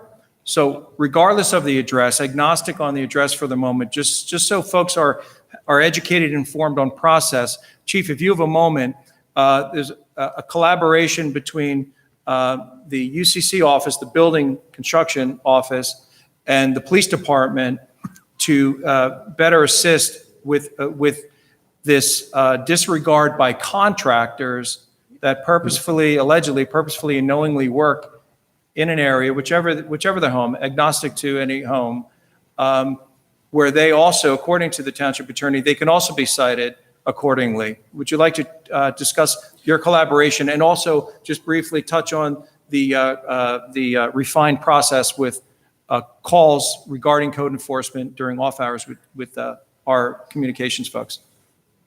Good evening, and thank you, Council President. Chief Coons. For the record, Chief Matthew Coons, Jackson Police Department. Yes, we're speaking on these code violation matters. As most people are aware, the police department's purview is generally criminal violations and some of these traffic matters that have been brought forward, which I say wholeheartedly we are attentive to. In terms of these civil and administrative code matters, building and zoning and stuff, while it's not a police matter, we are partnering with Building and Code, where they go out and they're seeking to issue violations and they can't identify who the offenders are. Case in point, perhaps people working despite a stop work order posted on a residence. We're coming out with them to identify the persons present so they can also be cited, not just the homeowner or property owner. So all people that are working in violation of these stop work orders are cited. So we're going beyond the homeowner.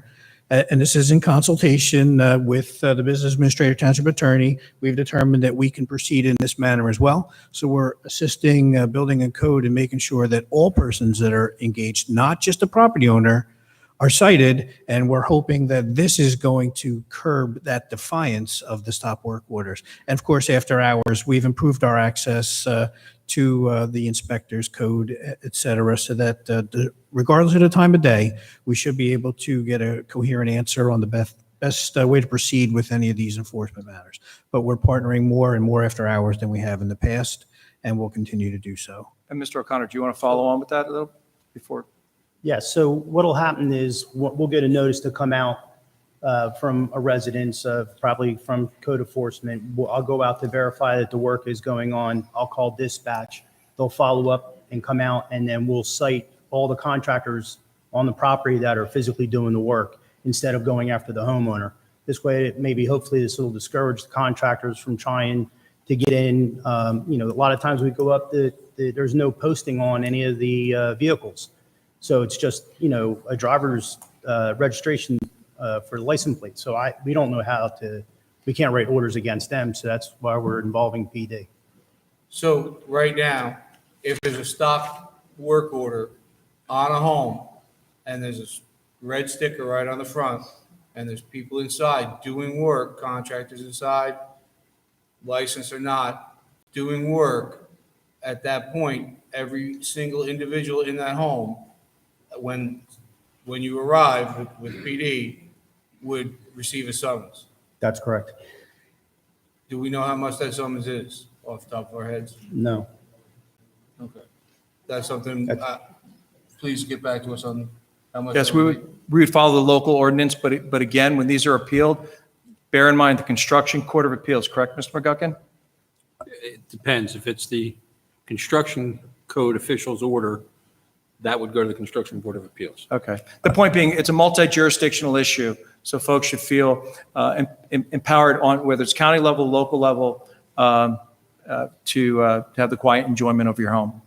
And I would just reiterate, this is a much more aggressive posture in going after these violators, especially those that are continuing to work in defiance of the township and our ordinances. Thanks, Chief. Council President? Yes, thank you. Thank you, gentlemen. Thank you. Thank you very much. Can I ask a question? Yes. Mr. McGuckin, is there currently the ability for contractors like we were just discussing who blatantly violate and continue to violate, is there the ability to ban them doing business in the township? No, they're licensed by the state of New Jersey through their licensing. So if it's a licensed plumber, electrician, et cetera, any licensing issues would have to be addressed through the state. The township in no way can enact who's allowed to do business in town and who's not. Not for licensed professionals. No. Okay, thank you. Yep. If I could just ask the department heads to stay in case there's any more questions that we have. Yes, ma'am. Hi, Jennifer Cusinelli, 14 Blue Spruce Drive. I just had a couple questions concerning the stop work orders. These homes that have red stickers on them that are inhabitable, what happens if somebody's just going there to worship and not work? What happens if there's 30 congregants going there to worship? We know that there's a red sticker on the home. We know that they're essentially kind of condemned for inhabitation. Is anybody going to do anything about 50 worshipers being in there? Well, stop work order. Stop work order relates to construction work being performed on the property. Okay, but if nobody's supposed to be in the home because the home has been basically deemed inhabitable because there's been structural walls taken down. Well, deemed uninhabitable is if. You know what I mean? No, I really Okay, don't. because we've spoken about 71 East Connecticut Concourse. Sure. I want to say December 15, 2020, in which you and I had an interaction about it. And I asked you if you were aware of the maximum capacity, and you said to me you were not, but we would find out. Do we know how many people are allowed to inhabit that home as of now? To inhabit the home? To be in the worship property? in the home? To be in the property would simply be a fire code issue. So Okay. whatever they're allowed under the fire code. Okay, so why are we not taking that route then? When I sat in front of that home and watched 76 men walk in and out, the police were called, code was called, and nothing was done. What was done was my name was turned over to Rise Up Ocean County fake Facebook page, and I have received no less than 600 comments on that page harassing me because I am trying to protect this town. Welcome all the Whispering Hills people. We've been doing this for 6 years. I've never seen anybody at this dais at these council meetings that I've been at, that Ms. Hannum has been at, that several of us have been at. So now we're getting some action. We're getting some notice. So I'm asking you, do you know how many people are allowed to worship in a 2,100 square foot home? No, I do not. Okay. We discussed this I in understand. December. That's correct. Okay, so why do we not know? Because people can worship in a home inside the property, outside the property. There's nothing preventing them from doing that. They're allowed to do that. But there is a maximum capacity, correct? There is a fire code violation is the only thing that would apply. So are we to call the fire department? You can call whoever you like. I'm sorry, I don't have. Well, I would think by calling the police or calling code that somebody wouldn't act on it. This is ridiculous already. Sure. What I believe from that interaction right there is that there's still more work to be done as far as collaboration. If we need to decide who needs to be called, if it's a fire code official, if it's the building code official. We should know this by now. We should know this by now. How many years? People are leaving in droves. When is enough? We know this is going on. How many houses of worship now, Rich? 41. 41. And I don't even live on that side of town. I live off of Stump Tavern. I am trying to help save this town. You people did not come to council meetings for the last 7 years like I have. Now these people are upset because it's happening in their neighborhoods. When is enough? We are going to approve 3 schools that house 2,100 students, not a one of them being a person of color. Not a one. Not one. And we're okay with this. Nothing is happening to stop what is going on. And there have been measures that have been. What about inherently beneficial? Does anybody understand the term inherently beneficial to a neighborhood? Does anybody? I'm not a lawyer. I'm a mom. I'm a single mom. I know what it means. It means that the people worshiping at that place have to live within a certain amount of space from that place. Not New York, not Pennsylvania, not Ohio. That is what is considered inherently beneficial. And nobody is enforcing that. Why? Can anybody answer me? Mr. McGuckin, that's an incorrect statement. It's incorrect? Yes. How is that? You're talking about a inherently beneficial use under the zoning code. Has nothing to do with where somebody lives or where they're coming from. That is not correct. In the last case with the girls' school, it had to be inherently beneficial to the neighborhood. And now let's get back to our government here. We have a different kind of government, I understand that, but who enacts the amendments? Who does the ordinances? We do. Okay. In 2007, in Freehold, there was an ordinance enacted to define a house of worship, okay? You guys might want to look into that. The rationale behind the ordinance amended was to provide a clear definition to both residents and township code enforcement officials as to the type and degree of intensity of activity that would cause a particular residence to constitute a house of worship within the township's various zoning ordinances. Above all, the township committee worked to ensure that the newly adapted definition would provide township residents with the right to worship privately within their own homes. The exemption portion of the ordinance amended was included to ensure that casual prayer services attended by a small number of individuals would be permitted without the necessity of a zoning permit. The township committee sought to balance the rights of the individuals to worship in their homes and the rights of the surrounding neighbors to enjoy the peace and tranquility in their homes without the noise, parking, traffic issues associated with a house of worship. Why isn't that something we could do?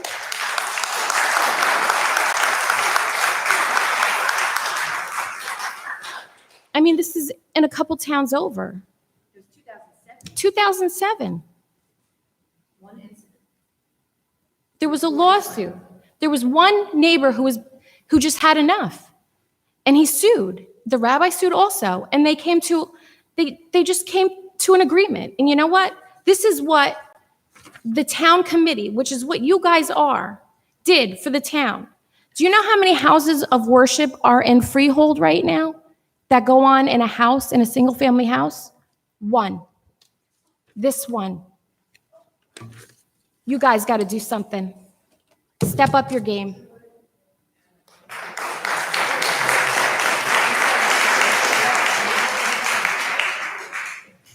Wow.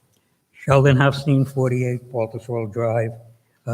One, if you want to get more control over the companies that do work in the town, I think you should look into passing a mercantile license. This has been kicked around, and we are one of the few towns that doesn't have that. Second, to put all the enforcement and safety for the residents, you should consider looking into creating the job of Director of Public Safety. That could be overall everything and can have everything come out of one office. Third, I'd ask the council if they will consider looking into hiring an attorney who is versed in religious land use law. Has anything been done about that? Mr. McGuckin? I provided some names to council members and have not heard anything since. Has there been any applications submitted? That'd be over to the BA. The- The BA. Right. Listen. Any Mr. update? Wall, yes, do you have any update on the Lupa attorney? Or the religious land use attorney? I do not have an update on that topic. I'm sorry, I didn't hear the answer. I'm sorry, I don't have a public update on that topic. Understood. Well, I think somebody should start looking into this. We need a level playing field when you go to court. No, I appreciate that. I just want to reiterate, I don't have a public update for that topic. Okay. Fourth, the council president stated that basically you passed the ordinances and the laws, and after that, your hands are tied since you don't do any of the enforcement. The enforcement comes from the mayor's office. Do you feel the mayor is doing a good job in enforcing the laws? You implied that you don't. Yes? It's not. Your statement, in your statement, you threw him under the bus. I'm sorry? It's for the people to decide whether the mayor's doing a good job or not. It's for us to, if there's a law that's not being followed because there's still loopholes in it, or because the fines are not as much of a deterrent as needed, to increase such fines and do what we can to make sure that the rules have teeth and can be enforced. Basically, that's a non-answer. If you feel, or the council feels, that the mayor is not doing his job and is not enforcing the laws, why don't you pass a resolution of no confidence and tell them how you feel and let them know how the people sitting in back of me feel. Thank you.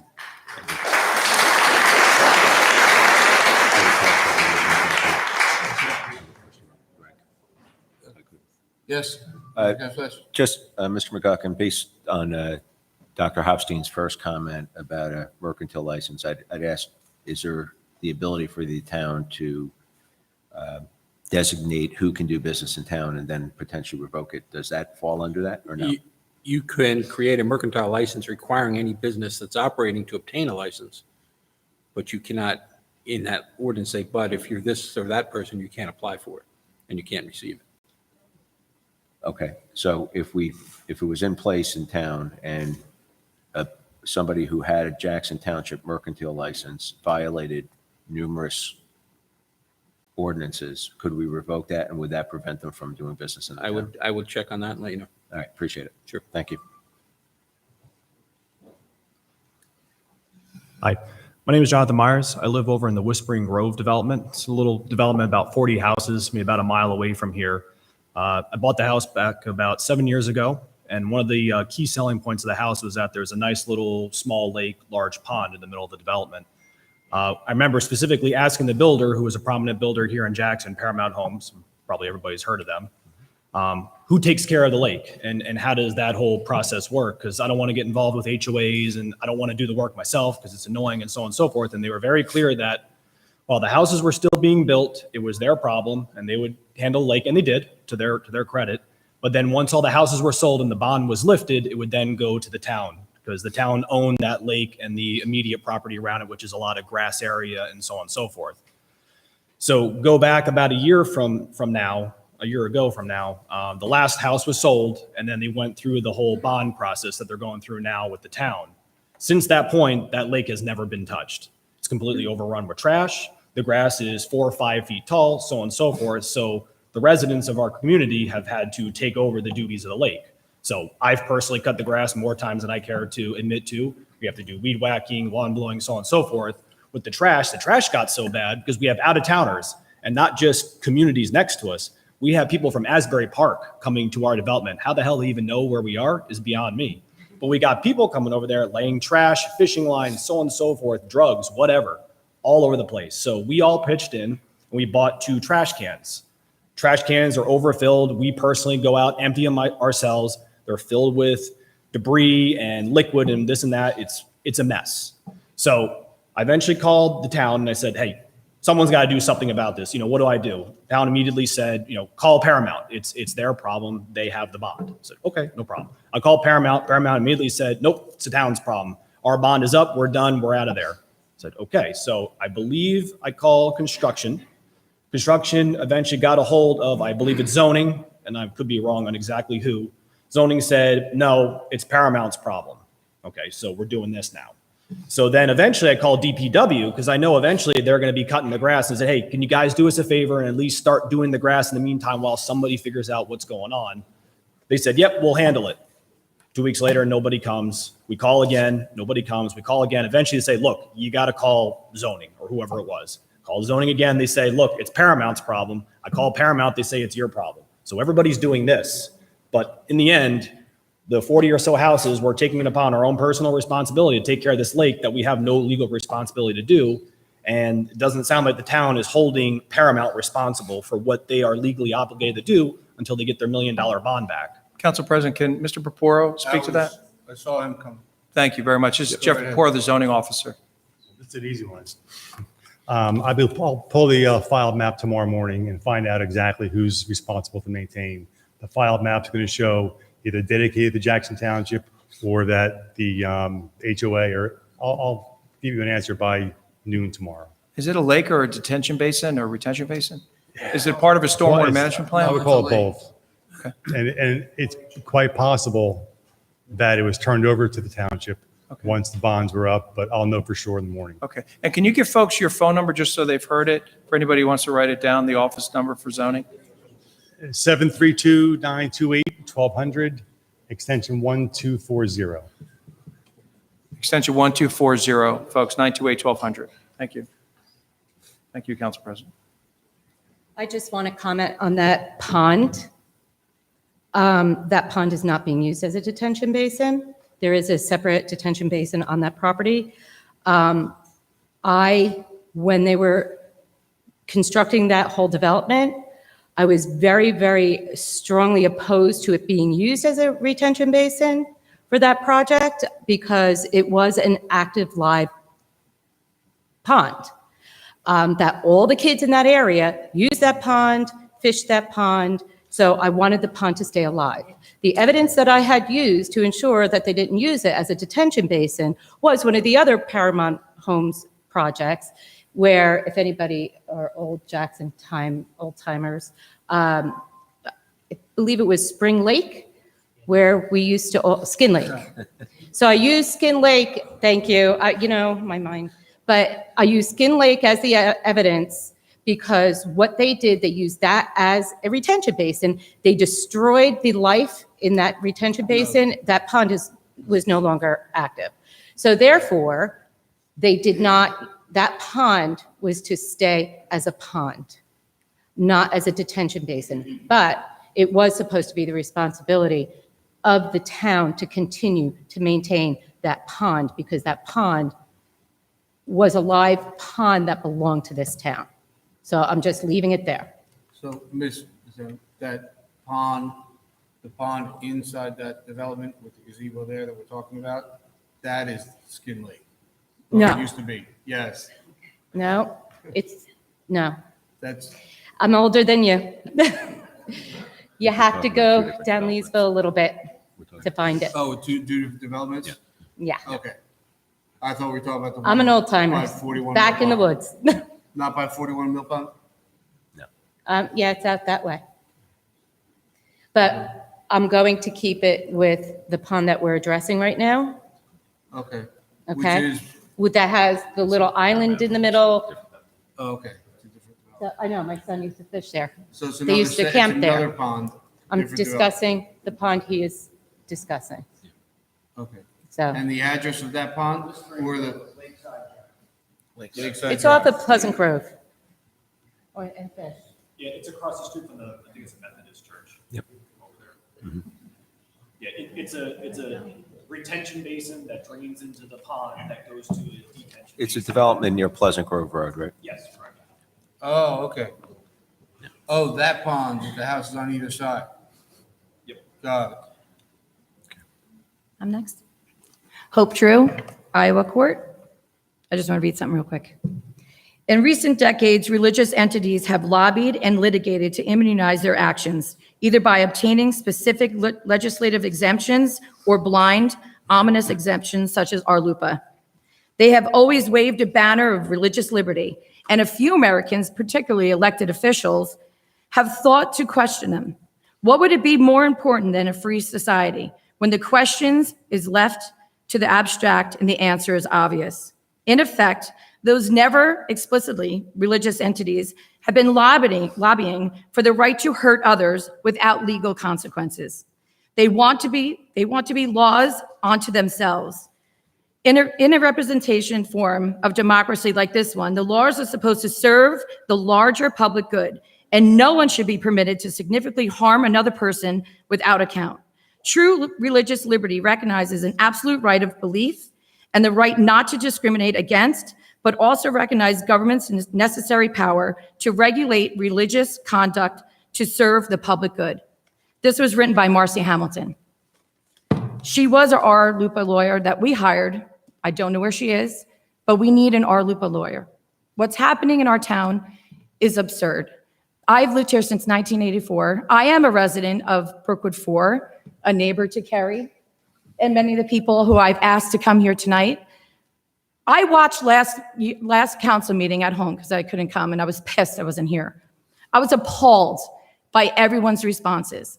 One of the councilmen, I'm not too sure who it was, he actually said, "Thank you for letting us know some of this information.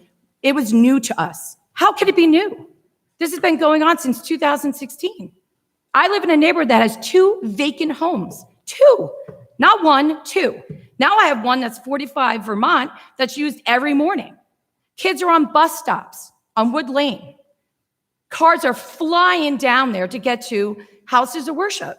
No one's doing anything. And for Kerry, I give her such credit to come here. You don't have any idea.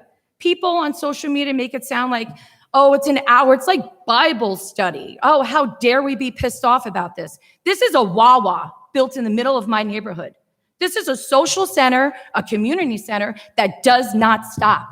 It goes from Friday till Sunday. It's supposed to stop on Saturday evening. It doesn't. Sometimes they're there on Sunday. They walk in the streets. They look at us like, how dare we be pissed off about this?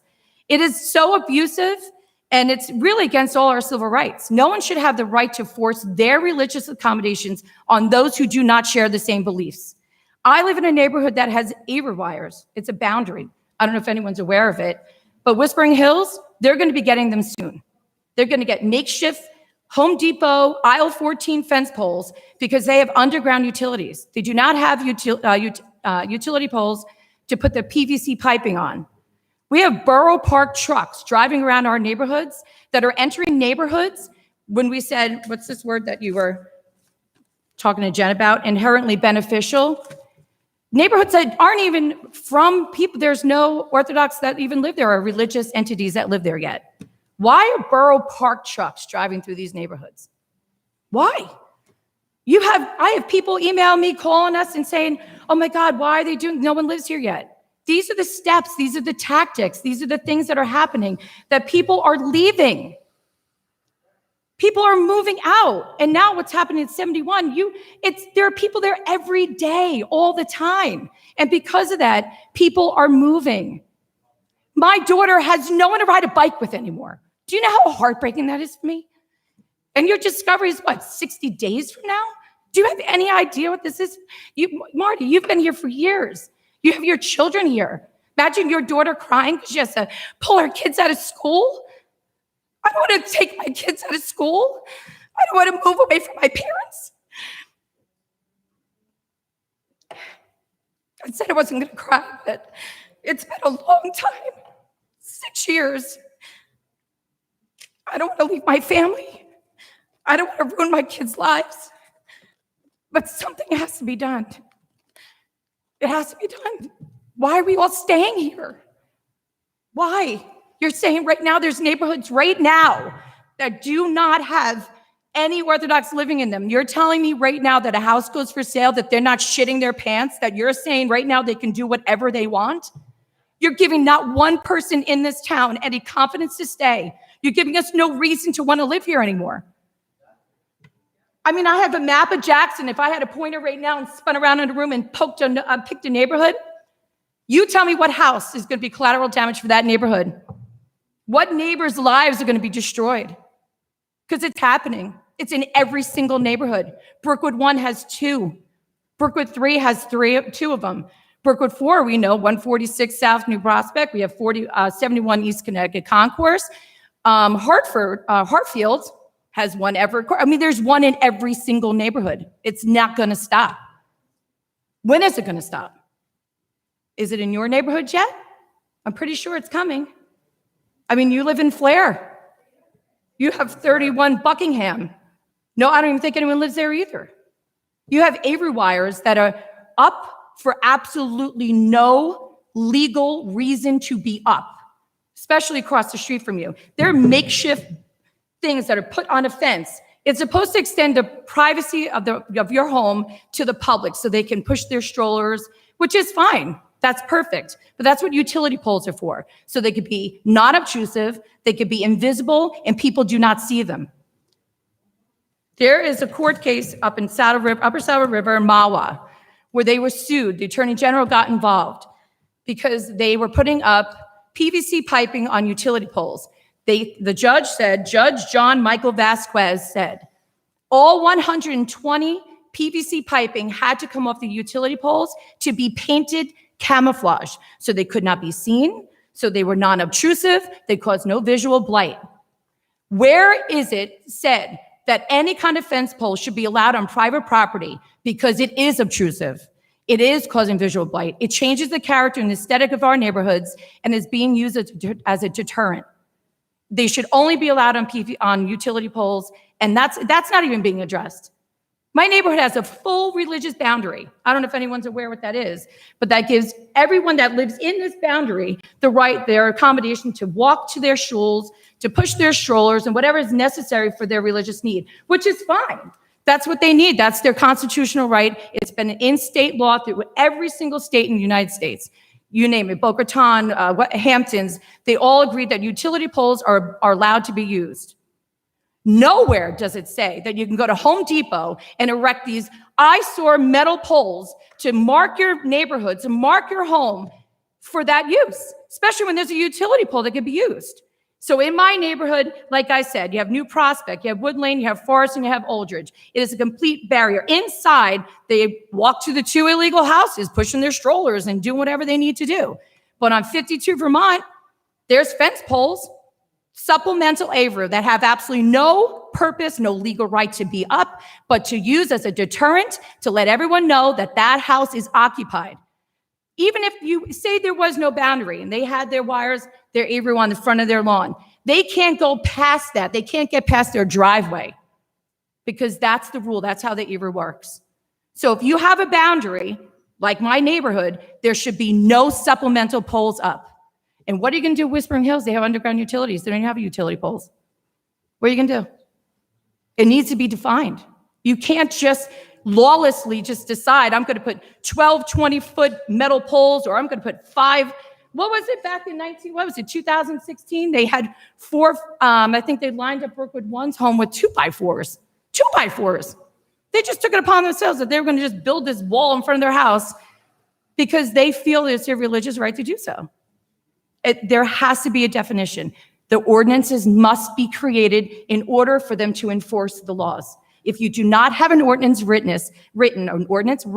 that defines what an AVRU is, placement, size, material, where it could be, anywhere, how can we expect code and zoning to enforce it? They don't even know what it is. They don't even know what they're enforcing. I call all the time. They have a poll. Oh, they're allowed. Who says? Who says they're allowed? Is it written somewhere? How many pieces of wood are they allowed? What kind of metal are they allowed? It's lawlessness. And it's like getting out of control. And these are the little things that maybe people aren't aware of. But when you wake up in the morning and you see another house pop up these poles or a real estate sign leaving their sold signs up 15 days after closing, and on Saturdays your Wawa is open in the middle of your neighborhood, these are the things that people are leaving. They're leaving. They're running. But I'm not. I'm not going anywhere. Thank you. Thank you.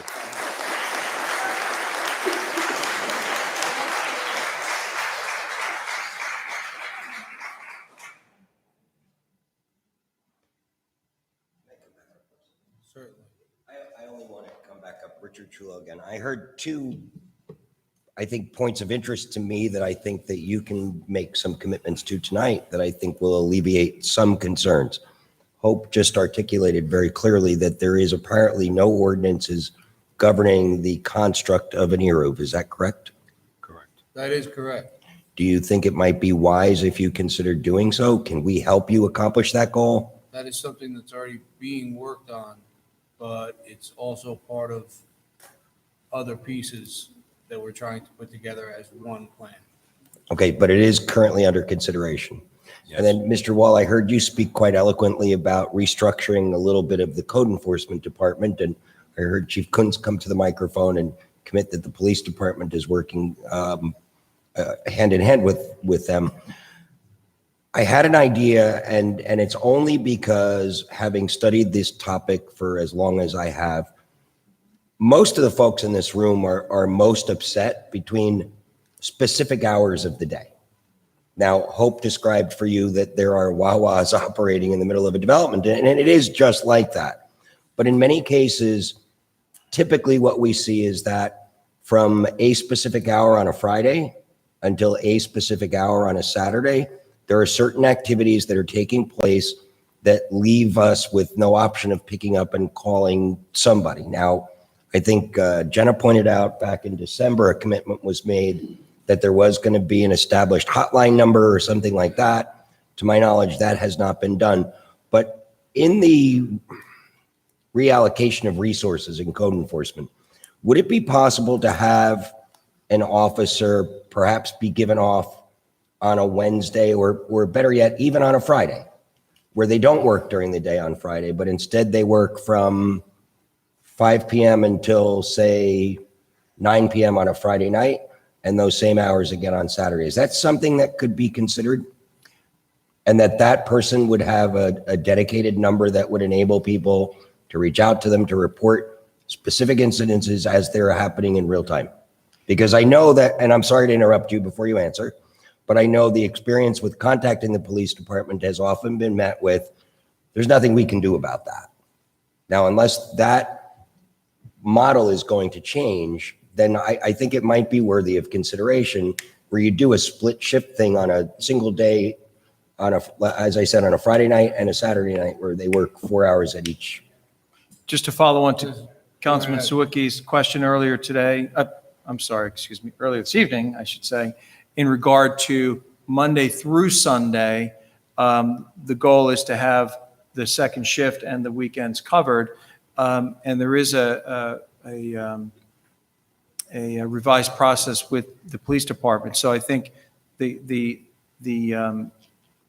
that's the current program, which is captures the entire week and weekend, and that's the current path. So as far as specifically targeting a set of hours and surveilling people, that's not a process where we're targeting specific people. That's not something that administration is doing. We're following leads as they come from any party, regardless of their background. However, as illustrated a few moments ago, when you have additional full-time and or part-time, a blend really, ultimately, you'll have second shift covered. You'll have Saturdays, Saturday covered, Sunday covered as well on a regular basis. The weekends, just so I share this with you, have generally been covered, moving shifts and things of that nature. And if you look at the job market right now, we're very actively, if you look at our LED board and League of Municipalities, we're actively recruiting every subcode and code enforcement and building inspectors very actively, trying to ensure that we hire competent people, because you just don't want an individual to check a box. You want competent folks who can carry out the ordinances as set forth by the governing body. So I do think that there will be ample coverage moving forward. I believe the full-time fellow will start next week, and then we have ongoing interviews. We just hired a couple folks last week on the UCC side to complement staff, to shorten the turnaround. I'm going beyond your question a little bit, but to shorten the turnaround of the folks that are looking to conduct business with the township, and to alleviate delays and typical inspections and different types of things that all municipalities generally have been experiencing in this job market. So I hope that answers your question, at least in some part. We're looking to cover the entire time frame, Monday through Sunday. We're not singling out a specific home. We're not singling out a specific person, but we'll have a full complement of staff moving forward with code enforcement and also the related subcodes. Councilman Zwicky, do you want to follow on that? Monday through Sunday into the week, into the evening. Well, that was the reason why I came back up here, is because if I heard you correctly earlier, it would be Monday through Sunday, but only until 5 p.m. And what I'm submitting to you is most of what we see is occurring after 5 p.m., but before 10 p.m. on Friday night and on Saturday night. I would just say that every single word that was spoken by the residents this evening is absolutely taken under advisement by administration. As far as committing to a specific schedule, it'd be premature to do that here on the record without looking at staffing and the folks that are going to be involved. So I didn't ask you to commit to it. I asked you to consider it. Yes. The possibility of having after hours, not round the clock, not 7 day a week until 5 p.m., but after hour coverage from, pick your time, 4 o'clock till 10 p.m., 5 o'clock till 11, pick your time. But those are the hours that we see the activity most. Those are the hours that Hope described for you, where an entire community blows up like a Wawa. And at that point in time, the only means of reporting is currently to the police department.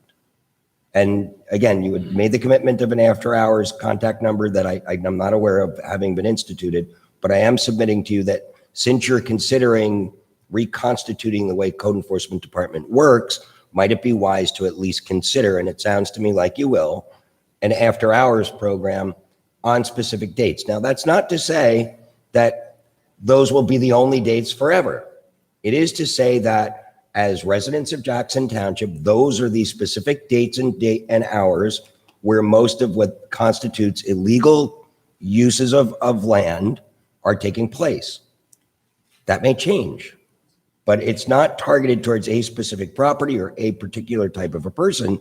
It's saying that currently in today's environment, these are the days that we see these things happening, and these are the hours in which they're happening. And that's why I think it's important that you at least commit to considering the idea of an after-hours person. I think your comments are well intended, and your comments just now and all the comments of the other folks, all of the comments will be taken under consideration. I Great. appreciate them. Thanks so much.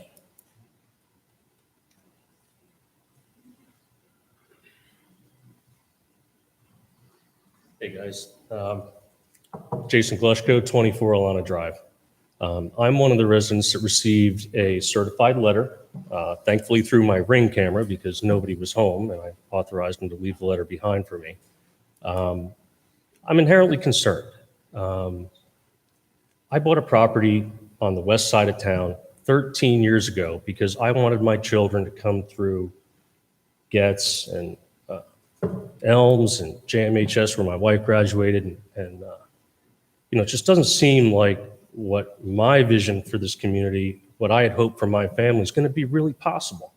This really changes the face of our community when we allow, and I know it's a proposal, it's under DEP review, everything's going to be surveyed, and I'm sure they're going to follow the law. I would expect that the law will work in the community's favor as far as land use. But when you talk about being inherently beneficial, how is it inherently beneficial to put up 37-foot-high buildings with over 520 parking spaces with a main access road? How is that inherently beneficial to a residential zone community when we have Jackson Township Public Schools to service our community? Now, I wouldn't imagine that this is a Jackson Township funded project. I would have to say I'm right on this. So I don't understand the displacement of how an R3 use land can have such a change of use. And when you think about schools, you think about community centers, you think about carnivals being held in the schools and school activities. It usually brings a community together. But when you're introducing what I would have to imagine, I don't know, is a private school or 4 of them listed as elementary schools, my backyard is going to look like a UFO. I am immediately adjacent to the midline of this project. I love sitting out at night. I have a little fire pit, listen to music, and I look at the sky. And I thank God that I worked my rear end off to buy a very nice home out here that I've remodeled over the past 13 years, with little upgrades and paint and some trim, and I'm very proud of. To think that my one daughter graduates JMHS this year, and my other daughter, I don't know if I'll be here for her 8th grade graduation. It breaks my heart. You know what I say to myself and my family? Where would we go? Where would we go? We don't want to live anywhere else. My wife committed her lifetime and became an educator in town to give more back to this community. And I'm so disappointed that, and I'll tell you my realistic view on this. Once it passes DEP, my opinion is it's going to come before zoning. Zoning's going to allow their variance to be heard. It's going to be passed because nobody has a backbone and the writing's on the wall. I hate to say it, but when I got that paper in the mail, I said, this is going to happen. And I really don't feel like I have the power to do anything but stand up here and be heard by you guys and hope there's a genuine concern to uphold the lifestyles that we all work so hard for. We are, by displacing that much property in an area that is in the middle of a residential zone, it's not like we have a commercial building that's dormant, that we're saying, you know what, that's a great place for a school. Let's rezone it for school use. Let's allow the variances. You know what, everybody should have a place to learn, to be with their cultural peers if that's the goal. But to overturn an R3 zoning, to create such a huge variance is to allow 2,900 students in. Now, mind you, it won't just be 2,900 students. It'll be faculty. It'll be weekends. It'll be anything that school allows to happen on their properties, what's going to happen. So we talk about, the Shabbat. Well, okay. Why would that school ground not be a wonderful place for celebration? And how many people do you think are going to come to that? And how many of those people are going to be Jackson residents who really should be enjoying that school. Now, how many of those students is the cost going to be offset? They're going to be listed as Jackson residents that our Jackson schools then have to fund a portion of their education and provide the busing as we are now. So, I'm a little disappointed to say I don't know that what I'm up here talking about is going to make any difference, but I know it's going to make a severe impact in my life, in my neighbor's life, and I don't know what to do about it. I was shocked. I was absolutely shocked when I saw the size and scope of the project, and I had to squint to read the letters of the counts of parking spaces and the tally of heads that could be in this building. Is it inherently necessary that that location serve 2,900 community students? Do we have 2,900 students in our community that need that service? And is this not the first mark of, as Ms. Ham said, a bit of an imperial takeover, because you're setting up a potential service to draw the culture to a place of center. A school is a place of center, and it could easily be used for anything that school wishes to use it for. Now, they may have to come and file for a permit for land use if they want to have a large gathering outside, if they want to use the buildings for something else. I mean, I know Jackson Schools was generous in donating gymnasium space when some churches needed to be founded in town, because, everybody has the right to pray and practice their religion. Believe me, I have a new neighbor who bought a home of 6,000 square feet. It's 2 doors down from me, and I went and talked to them. I introduced myself, we exchanged phone numbers, and I asked them if they were going to be residents. Not exactly. It's going to be a vacation home of sorts where they tend to gather their family, they said. I said, well, what are we talking about? And they said, well, the family from this part of town, that part of town, we'll just all get together and have a place to meet. I said, well, that's really wonderful, that you can provide for your family this way and for this kind of use. I said, but make no mistake, I've got cameras on the front of my house, on the back of my house. I'm going to be a good neighbor, and I'm going to say, if anything happens to your property, you're welcome to my cameras. But like in kind, if I find out you're using this commercially and I've got 30 vans lined up and down my street because I live in a cul-de-sac, I'm going to have a huge problem with the new arrangement. I said, but welcome to the neighborhood, and I've got your back as long as you've got mine. We exchanged phone numbers. She said, please, if we're too loud, let us know. We'll turn the music down. She did warn me. They're going to play music. They're going to have parties. They're going to celebrate together, and I think that's wonderful. But how can I rely on those words when I'm dead smack in the middle of a building project of I'm not in building, but 37 feet high seems to me to relate to pretty close to 3 stories. Now, what's going to happen at night when they have diligence? They're going to have security. I understand, right? Parking lots must be lit at night. School perimeters need to be protected. What do you think I'm going to be looking at? What's going to be the impact of my night sky that I work so hard to be able to enjoy?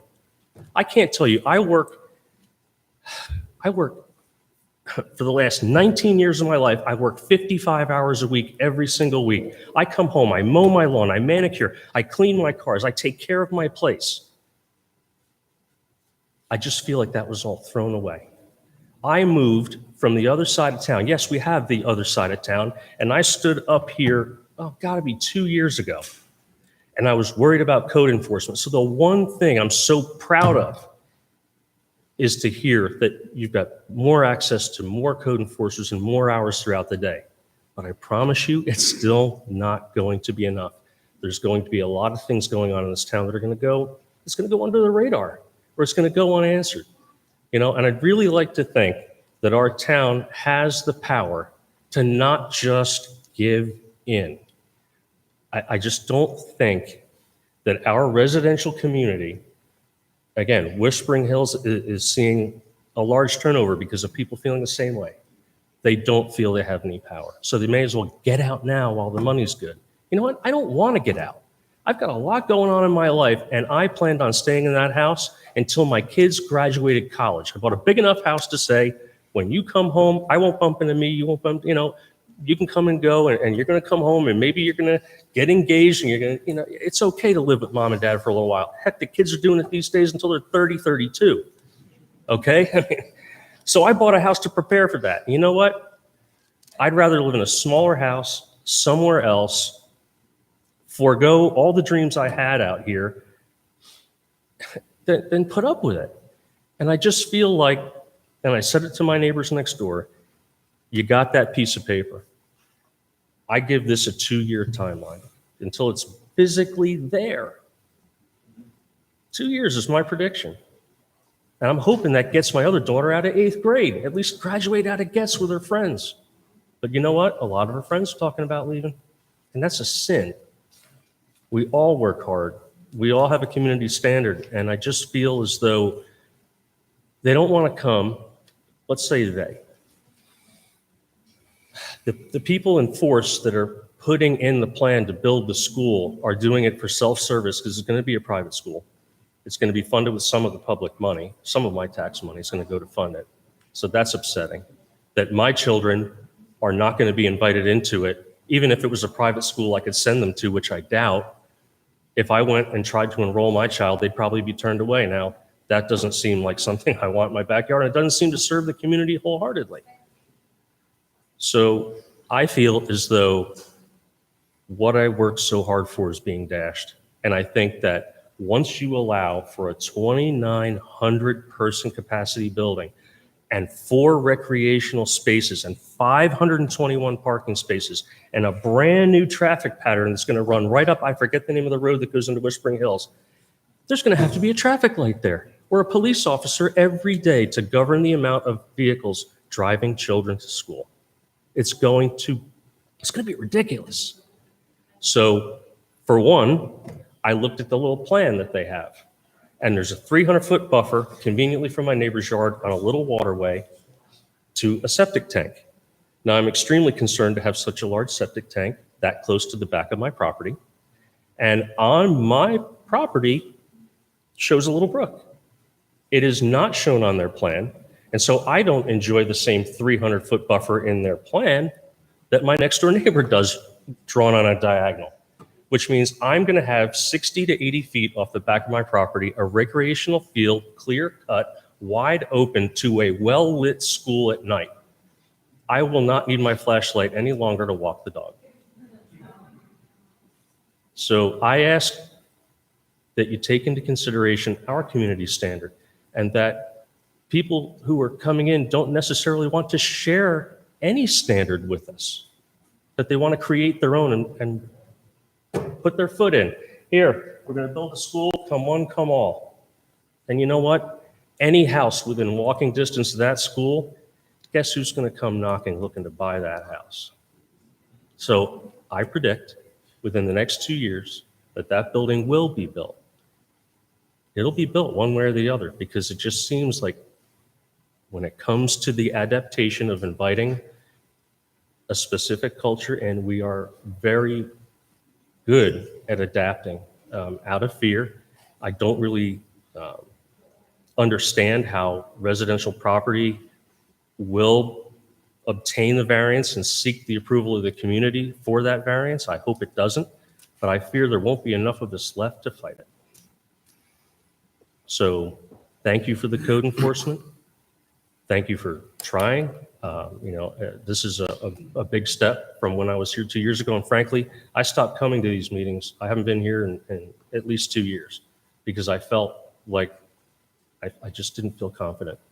So you gave us one step. Give us another step. Watch out for our communities. Don't let this happen. Don't let the face of Leesville and Cassville and this whole area just, okay, we'll just let them, we'll abandon it. We'll let them have this commercial property. It's going to be a commercial property. It's going to be a private school funded by partially public dollars. It's not fair.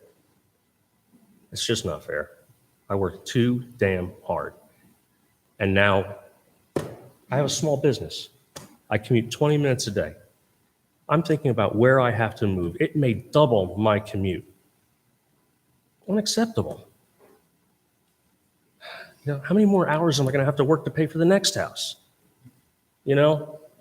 And if the property values do go down, I'm screwed. Now where do I go? Because Jackson's home value is going to go down because nobody wants to live here because it's a brand new cultural enrichment. It's sad, and I just hope it doesn't come true because it would be heartbreaking. Thank you. Thank you.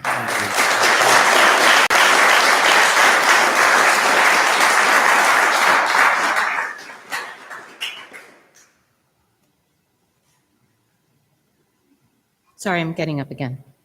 Eleanor Hannum.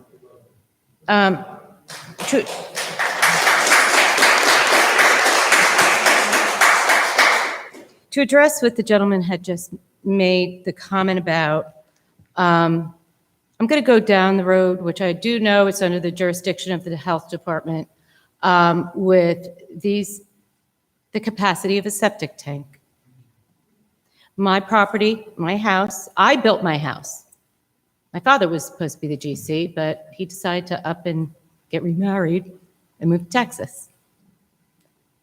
And had a 1-year-old pregnant out to here, and he's like, I'll talk you through it over the phone. I was 24. Boy, did I learn a very valuable lesson. But during the course of that lesson, I'd had to go through all of those steps. Go through the health department, the specific specs. I had to hire each individual subcontractor in which my father, Jack, the Irishman he was, made me get 3 estimates for every single piece of the job. Because, of course, he financed the construction. So, yes, the specs.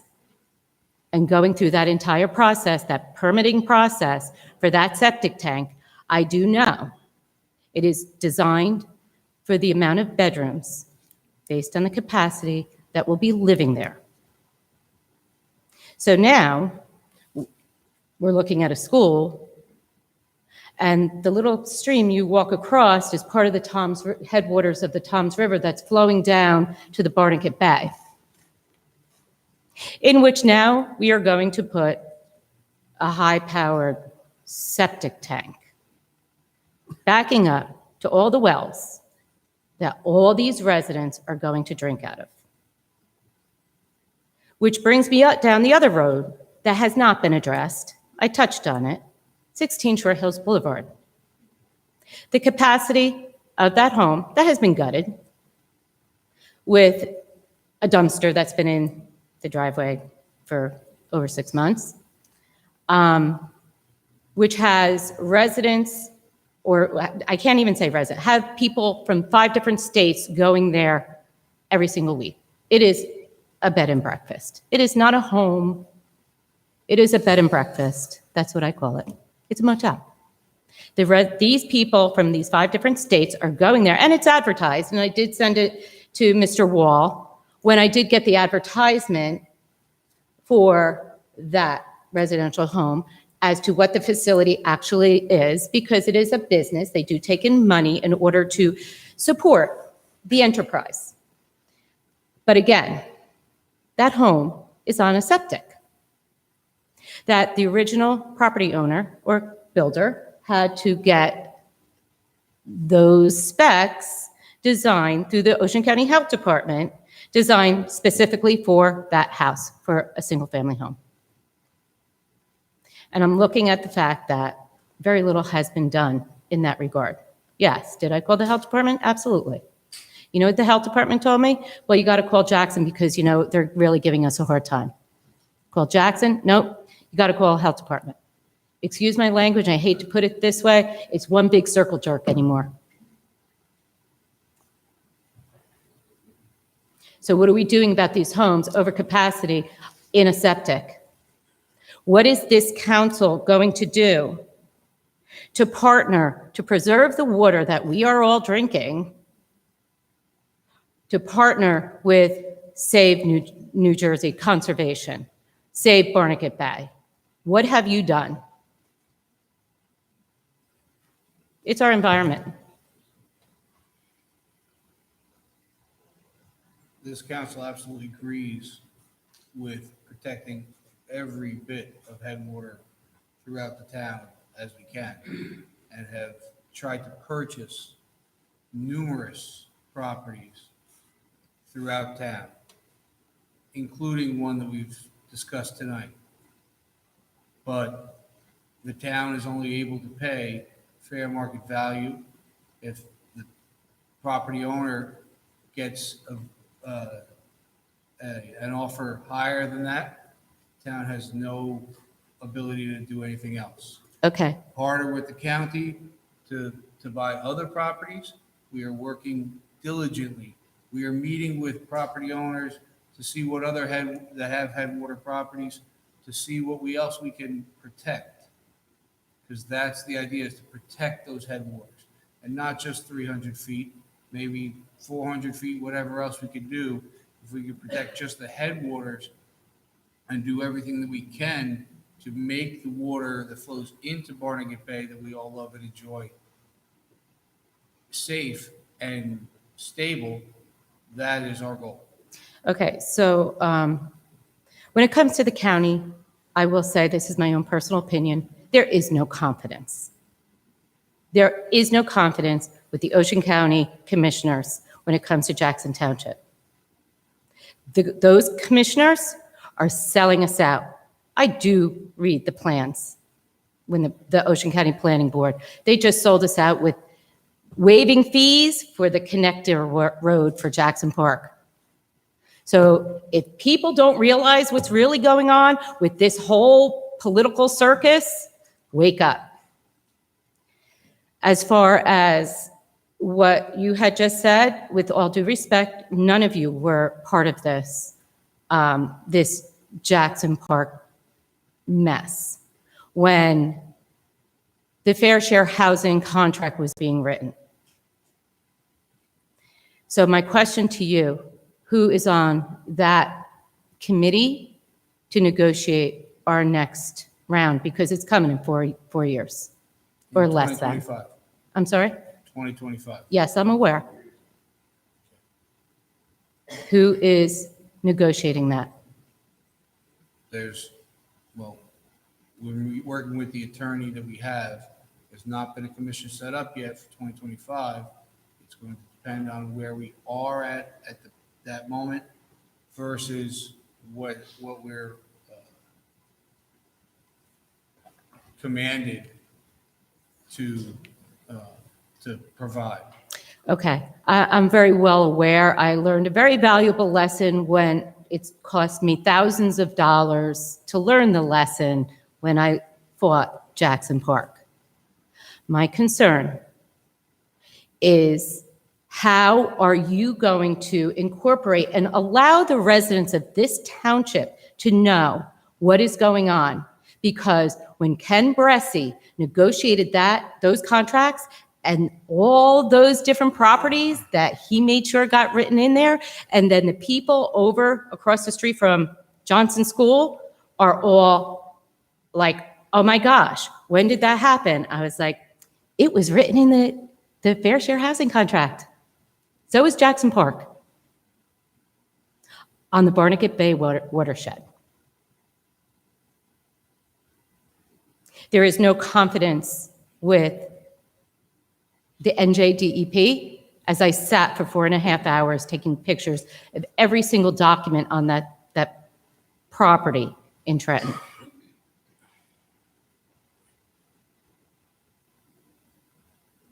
And now I'm looking at a school,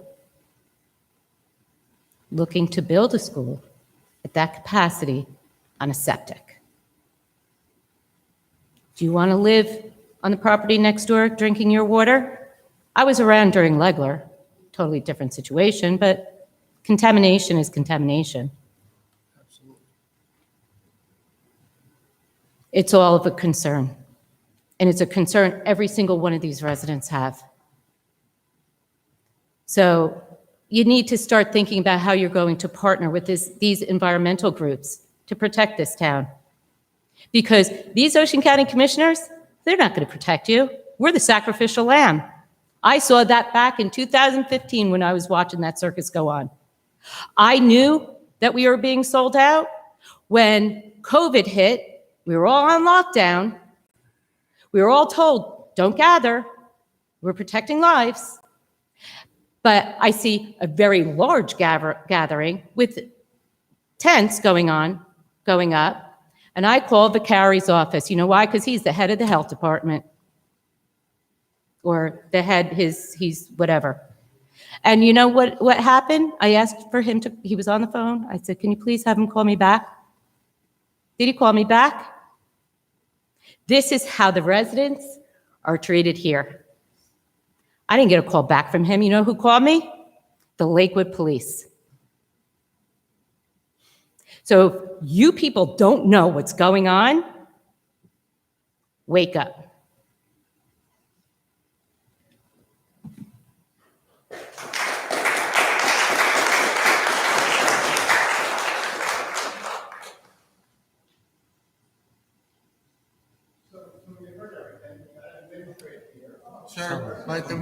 Sir, the microphone.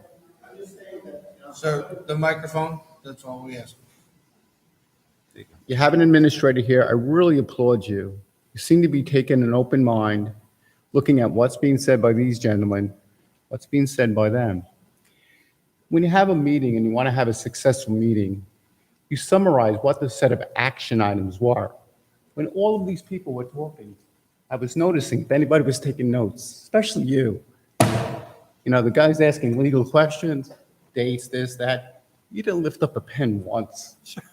Sir, I've been writing notes all night. Okay, good. But I wanted to say so. So, Administrator, the question is, let me get a list of the action items as part of this meeting, so we can see that we've been heard. Because as you see, this resident just says we're not being heard. But if you have action items, and you have owners, and you have dates, that's called something called accountability. You didn't hear anybody say, I'm accountable for that. It was this, code enforcement, zoning, police department. Do you think we feel comfortable leaving here? I'm gonna run home and I'm gonna put a for sale sign up because you have no backbone and you're incompetent as a council because you have no power. And the guy who has power is not here. The mayor. I'm out. So,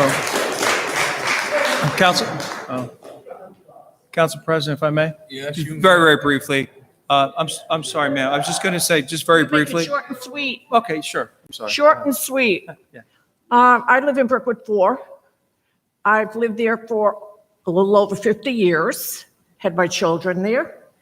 I grew up with the chicken farms on Atlanta Drive. But right now, I'm having an issue with people calling me. When am I going to sell my house? Well, I'm not ready to sell it yet. Well, I live on the block after you. So I don't know who this person is, and I'd like to find out. They're not knocking on my door. I do get mail, which is fine, but I don't want them to start calling me because I live by myself. Will the police do anything for me? If I get phone numbers? Is there? The state has a. There's no criminal violation of somebody calling you. As far as whether you can block a phone call that's made to you from a particular number, I think there's a way to do that. I just don't know myself. I think there's a way to do that. They're probably going down the courthouse, going to the deed of books and checking everybody's house. Well, there's phone numbers are not that difficult to get nowadays. You have a cell phone or a house phone? Excuse me? Do you have a cell phone or a house phone that they're It's calling? my house phone. Yeah. They're actually easy to get. And I said to him, well, if you want to come over and help me clean it up, come on over. But I want my money. So it's kind of annoying because they know who lives with you or if you live by yourself or not. If you check with your phone And carrier. that's the thing. If for your home phone, if you check with your phone carrier, I believe there's a way to block particular calls. Well, I don't answer my phone a lot either, but I will pick up if I see it's in the area just in case. Sure. I don't remember the phone number. But I've been down here for many years. My children grew up here, would never move out. People wanted me to go back to the Bronx. I said, no way, I'm staying here because it is a good township. And I hope it stays that way, but the way it looks, forget it. because the school buses are driving too fast. The cars are driving too fast. You want to get killed, still stand in the middle of the road. They fly. I feel bad for people here, really. But try to do whatever you can, please. Really. Thank you. Thank you. Hi, Jennifer Cusinelli. I just wanted to point something out, and I wanted to ask if this was standard procedure. I did see a truck from Borough Park, New York. They were working on some telephone poles hanging up air wires. So I wound up calling the township and asking if there were permits for that, because they didn't look official or anything. And I was treated very nicely. And then when I hung up the phone, about 5 minutes later, I got a call from the police department asking me what my issue was. So I explained to them I wanted to know if there was a procedure that permits had to be, gotten to put these on telephone poles. And basically I was told that it was really none of my concern. So I just have a little bit of an issue. I would kind of find that, it's a little intimidating to be calling code and 5 minutes later to be getting a call back from a police officer. And when was this? When was this? Oh, yes, Chief. Probably about a month and a half ago. And, yeah. And so you called? I called code. Enforcement, left a message or spoke to somebody? No, I spoke with somebody. A woman answered the phone, and I said, I'm just, I'm questioning. There was some gentleman from out of state. They had hard hats on. They had vests on. They were Orthodox gentlemen, and they were working on the telephone poles, and they were putting up ever wires. So I called to ask if, permits were taken for this, if this, was okay. Did anybody check on this? And within 5 minutes, I received a call from a police officer. And I just found that to be a little odd and a little intimidating. And I was told that it really was none of my concern, that I really should basically mind my own business. When I did go in to file a complaint with Ms. Hannum, we were also told that anything that's happening to us, we bring on ourselves. But I just found it odd that I would call code questioning something being hung up on a telephone pole and have a call back from a police officer. So I just thought you guys might want to know that.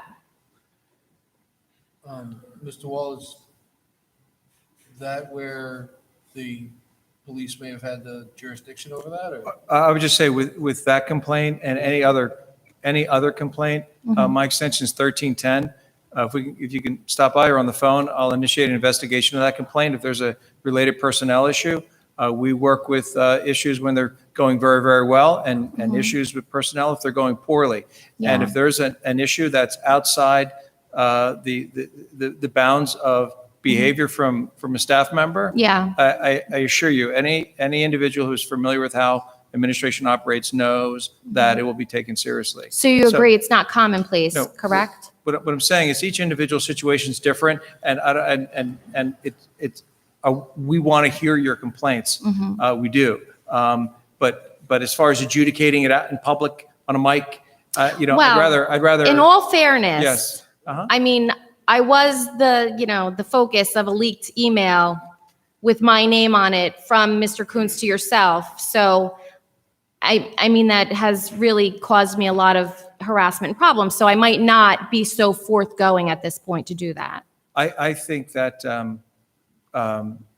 fully embrace you putting all of these items on the record. But as far as an investigation, we can launch an investigation internally about that particular issue, the employee or employees that you may have spoken to. That's basically what I was saying. I was just happy to sit down, document it, and put that through a process. And the relevant departments, the chief of police is here today, and just so it's clear, working as the chief administrative officer on behalf of Michael Arena, the mayor, the departments were directed to be here by the mayor, so they were in front of you, and so they're available to you. I previously had a conflict about being here today, but the mayor was very clear. There are folks that have issues that they want to be heard. You need to be at that meeting. So I eliminated the conflict to make sure that I was here, because that's our job. Right. It is. So the departments are here at the direction of Mayor Arena, and the code enforcement hires, the full-time hire, and the Right. other additional staffing is signed off by the mayor, just to be clear how the roles and responsibilities are and where the actions are taken. Just so I've shared that. I'm not I trying understand. to change opinions or get into the political lane, Right. but I just want to share where the stroke of the pen comes from. I understand that. to I increase just the- found it odd. I was asking if proper procedure was being followed, and I got a call from a police officer. Well, I just found that odd. That sounds wrong to me. Yeah, it sounded and, wrong to me too. And I'd like to investigate it when you have Okay. time. Yep, absolutely. For your issue or any issue. We could add it to the Leeds letter, the investigation. Right, let's do that. Thank you. I think that's a fair segue. And the extension is 1310, so I've shared it with you to, okay, thank you very much. Thanks, Council President, your meeting.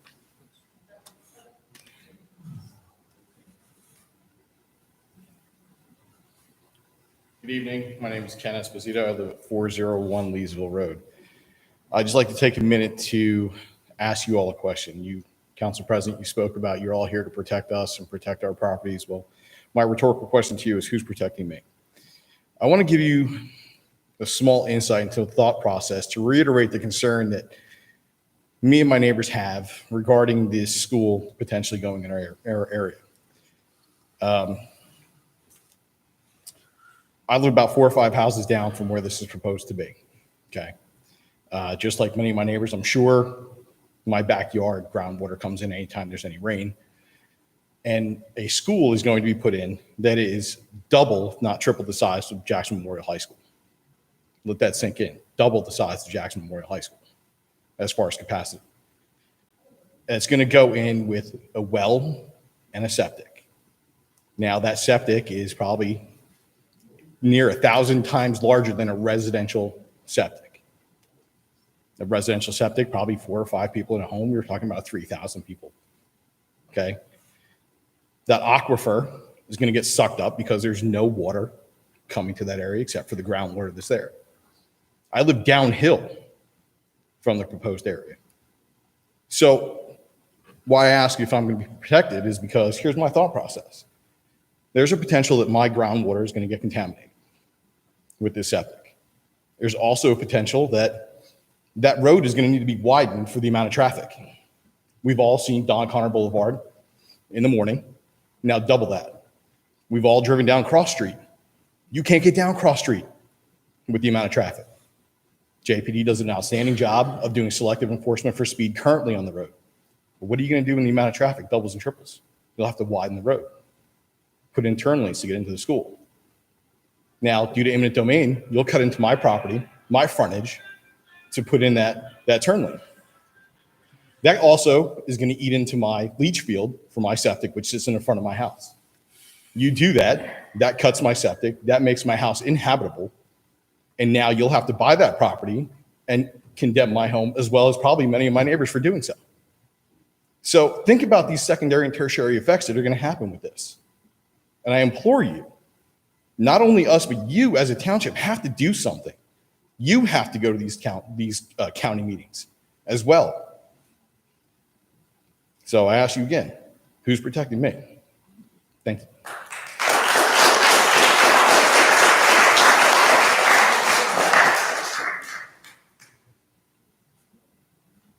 Anybody else?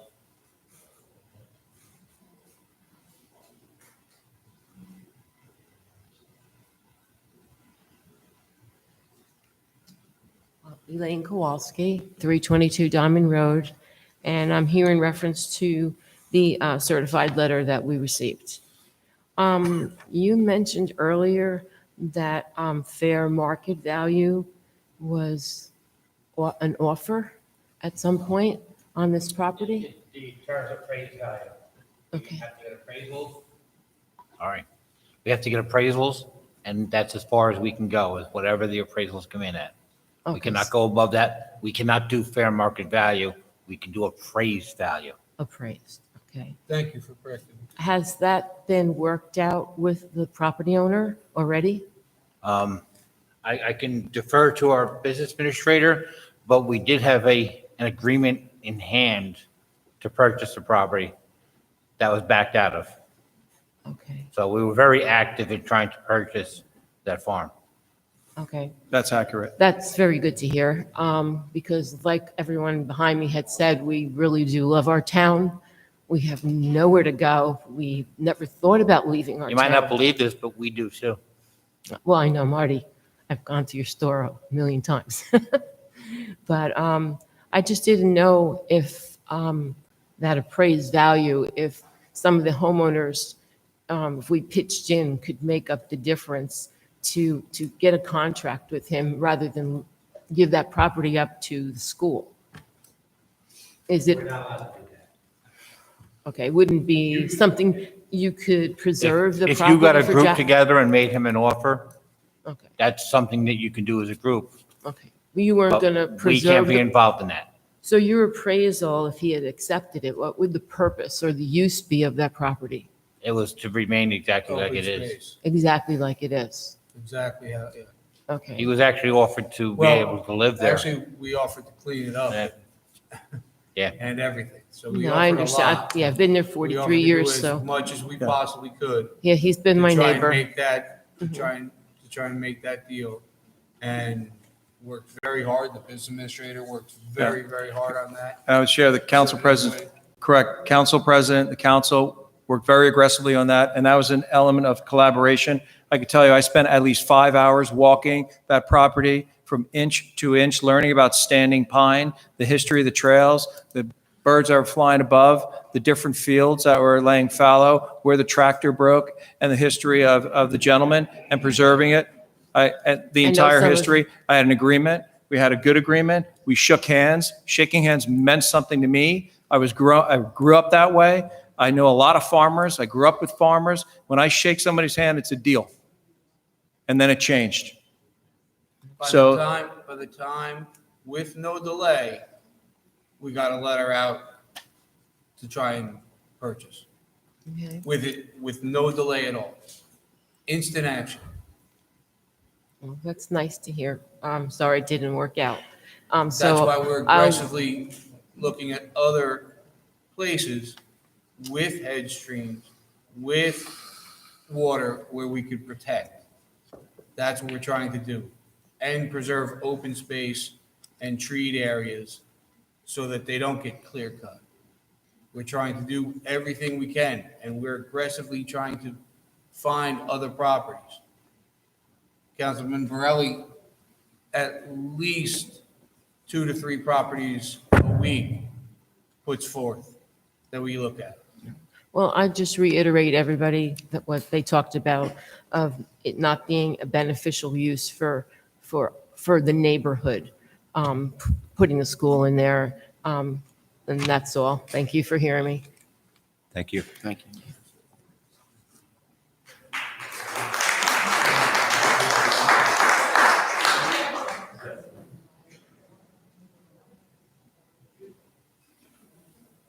Anybody else?